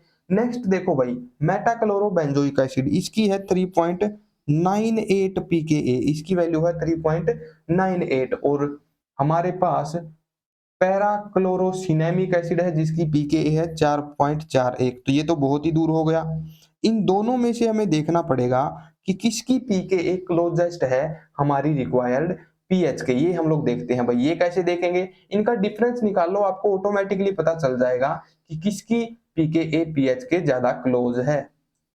तो यहाँ पर जो एसिटो एसिटिक एसिड है उसकी पीकेए में और पीएच में टोटल डिफरेंस आएगा भाई 3.85 माइनस 3.58, ये आएगा 0.27 के बराबर। और मेटाक्लोरोपरबेंजोइक एसिड के पीकेए में और पीएच में अगर डिफरेंस देखेंगे तो वो आएगा 0.13 के बराबर, 0.13 के बराबर। तो मतलब जो ऑप्शन सी है उसकी पीकेए ज्यादा क्लोज है हमारी रिक्वायर्ड पीएच के। तो यहाँ पर ऑप्शन सी हमारा सबसे ज्यादा सूटेबल आंसर आ रहा है, इसलिए यही होना चाहिए भाई सही आंसर हमारे हिसाब से। ठीक है, अब यहाँ पर एक कंफ्यूजन हो सकती है भाई, क्योंकि यहाँ पर पीकेए की वैल्यू एसिटो एसिटिक एसिड के लिए कम है, इसीलिए ये ज्यादा एसिडिक है, कंपैरेटिवली थोड़ा सा ज्यादा एसिडिक है, और हमें एसिडिक बफर ही चाहिए। अब यहाँ पर क्योंकि इन दोनों एसिड्स के अंदर ये ज्यादा एसिडिक है, इसलिए प्रेफरेंशियली एनटीए ने ऑप्शन बी को करेक्ट माना है। हाउएवर अगर थ्योरेटिकली बात करें, मैथमेटिकली बात करें तो ऑप्शन सी होना चाहिए करेक्ट आंसर। सो यहाँ पर इस क्वेश्चन के अंदर एक तरीके से डुअल आंसर करेक्शन आप लोग मान सकते हो। आप लोग कॉन्सेप्ट जरूर से समझना भाई, कॉन्सेप्ट यहाँ पर क्या है। बेस्ट एफिशिएंसी तभी आएगी जब पीएच बराबर हो जाए पी के ए के। ऐसा कब होगा? जब सोल्ट और बेस की कंसंट्रेशन बिल्कुल बराबर है। ठीक है भाई, ये हमारी बुक्स के हिसाब से, थ्योरी के हिसाब से आंसर है, बट एनटीए की एक्सप्लेनेशन ये बोलती है कि भाई हमें ज्यादा एसिडिक चूज करना पड़ेगा, इन दोनों में कंपैरिजन करना हो, क्योंकि इन दोनों के ही पीएच और पीकेए में बहुत ज्यादा डिफरेंस नहीं है। एग्जैक्टली इक्वल तो कौन सा भी नहीं है, क्योंकि इसके अंदर 0.27 का डिफरेंस है, इसके अंदर 0.13 का डिफरेंस है, तो एग्जैक्टली इक्वल तो इनमें से कोई भी नहीं है। बहुत क्लोज ये आंसर है, इसके लिए हमें कैसे चूज करना पड़ेगा इन दोनों में से, जो ज्यादा एसिडिक है उसको हम लोग प्रेफर कर रहे हैं। ये एनटीए की एक्सप्लेनेशन है भाई, इसलिए हम लोग भी एनटीए के हिसाब से ही चलेंगे लाइक दिस। बट मैथमेटिकली मैं अभी भी यही मान रहा हूँ, this will be the better choice, but still doctor knows better, physician साहब नोज बेटर, तो ऑप्शन बी आप लोग प्रायोरिटाइज करना। अगर बहुत ज्यादा क्लोज वैल्यूज आ रही हैं तो उस केस में आप लोग ज्यादा एसिडिक को आंसर लगाना। नेक्स्ट हम लोग देखते हैं भाई एक और question. The pH value of blood does not appreciably change by a small addition of an acid और बेस बिकॉज ब्लड, ब्लड की जो पीएच है वो एप्रिसिएबली बहुत ज्यादा चेंज नहीं करती। क्या कारण है, क्या रीजन है? देखो भाई, रीजन हमने देख लिया है, हमने करवाया था ये। कैन बी इजिली कोएगुलेटेड, जी नहीं, कोएगुलेशन तो नहीं हो पाएगा। कोएगुलेशन कैसे होगा? नेक्स्ट, कोएगुलेशन बेसिकली ऐसा होता है जब बहुत सारे आयन या फिर कोई सॉलिड इंप्योरिटीज बहुत ज्यादा कलेक्ट हो जाती है, जिसकी वजह से नस वगैरह बंद हो जाती है, तो वो यहाँ पर नहीं होता है, इस वजह से पीएच मेंटेन नहीं रहती है। नेक्स्ट है भाई, contains iron as a part of molecule, blood के अंदर हीमोग्लोबिन होता है, हीमोग्लोबिन बेसिकली एक कोऑर्डिनेशन कंपाउंड होता है जिसमें आयरन होता है as a part of the molecule, but ये वो रीजन नहीं है जिसकी वजह से एसिड और बेस के एडिशन को वो झेल पाए, इसकी वजह से पीएच मेंटेन नहीं रहती। आयरन होता जरूर है हीमोग्लोबिन में, बट इसकी वजह से पीएच मेंटेन नहीं रखती। अच्छा, blood is a body fluid, इस वजह से एसिड और बेस को ये झेल पाता है? जी नहीं, ये भी सच नहीं है। It contains a serum protein which acts as a buffer, ये सही जवाब है। इसके ब्लड के अंदर एक सीरम नाम का प्रोटीन होता है जो कि क्या करता है, बफर को मेंटेन रखता है। सीरम की स्पेलिंग मैंने गलत लिखवा दी है भाई, सी लिखवा दिया है मैंने, एस आएगा, SERUM, ये होता है हमारे पास करेक्ट आंसर। तो ये था भाई आज का लेक्चर हमारे पास, जिसके अंदर हमने एसिडिक बफर और बेसिक बफर दोनों को शुरू किया है, खत्म किया है, न्यूमेरिकल भी किए हैं, कैसे काम करते हैं, इनकी पीएच का डेरिवेशन सब कुछ किया है। ये था हमारे पास बफर सॉल्यूशन। अब नेक्स्ट लेक्चर में हम लोग आयोनिक इक्विलिब्रियम का लास्ट टॉपिक करेंगे भाई। ये 3 कॉम्प्लेक्स टॉपिक थे आयोनिक इक्विलिब्रियम में। पहला साल्ट हाइड्रोलिसिस का, वो हमने डिटेल में पूरा खत्म कर दिया 2.5 घंटे की क्लास में। बफर सॉल्यूशन का टॉपिक भी बहुत कॉम्प्लेक्स होता है, इसलिए इसको भी हमने खत्म कर दिया है 2 घंटे की क्लास में। नेक्स्ट टॉपिक हमारा रहेगा स्प्रांगली सोलूबल साल्ट। आखिर स्प्रेंगली सोलूबल साल्ट जो कि कम सोलूबलाइज होते हैं, पूरी तरीके से आयोनाइज नहीं होते, उनकी सोल्यूबिलिटी कैसे निकालते हैं, उनका सोल्यूबिलिटी प्रोडक्ट कैसे निकालते हैं, ये सब हम लोग देखेंगे अगली क्लास में। तब तक के लिए bye bye, take care, happy learning, bye guys.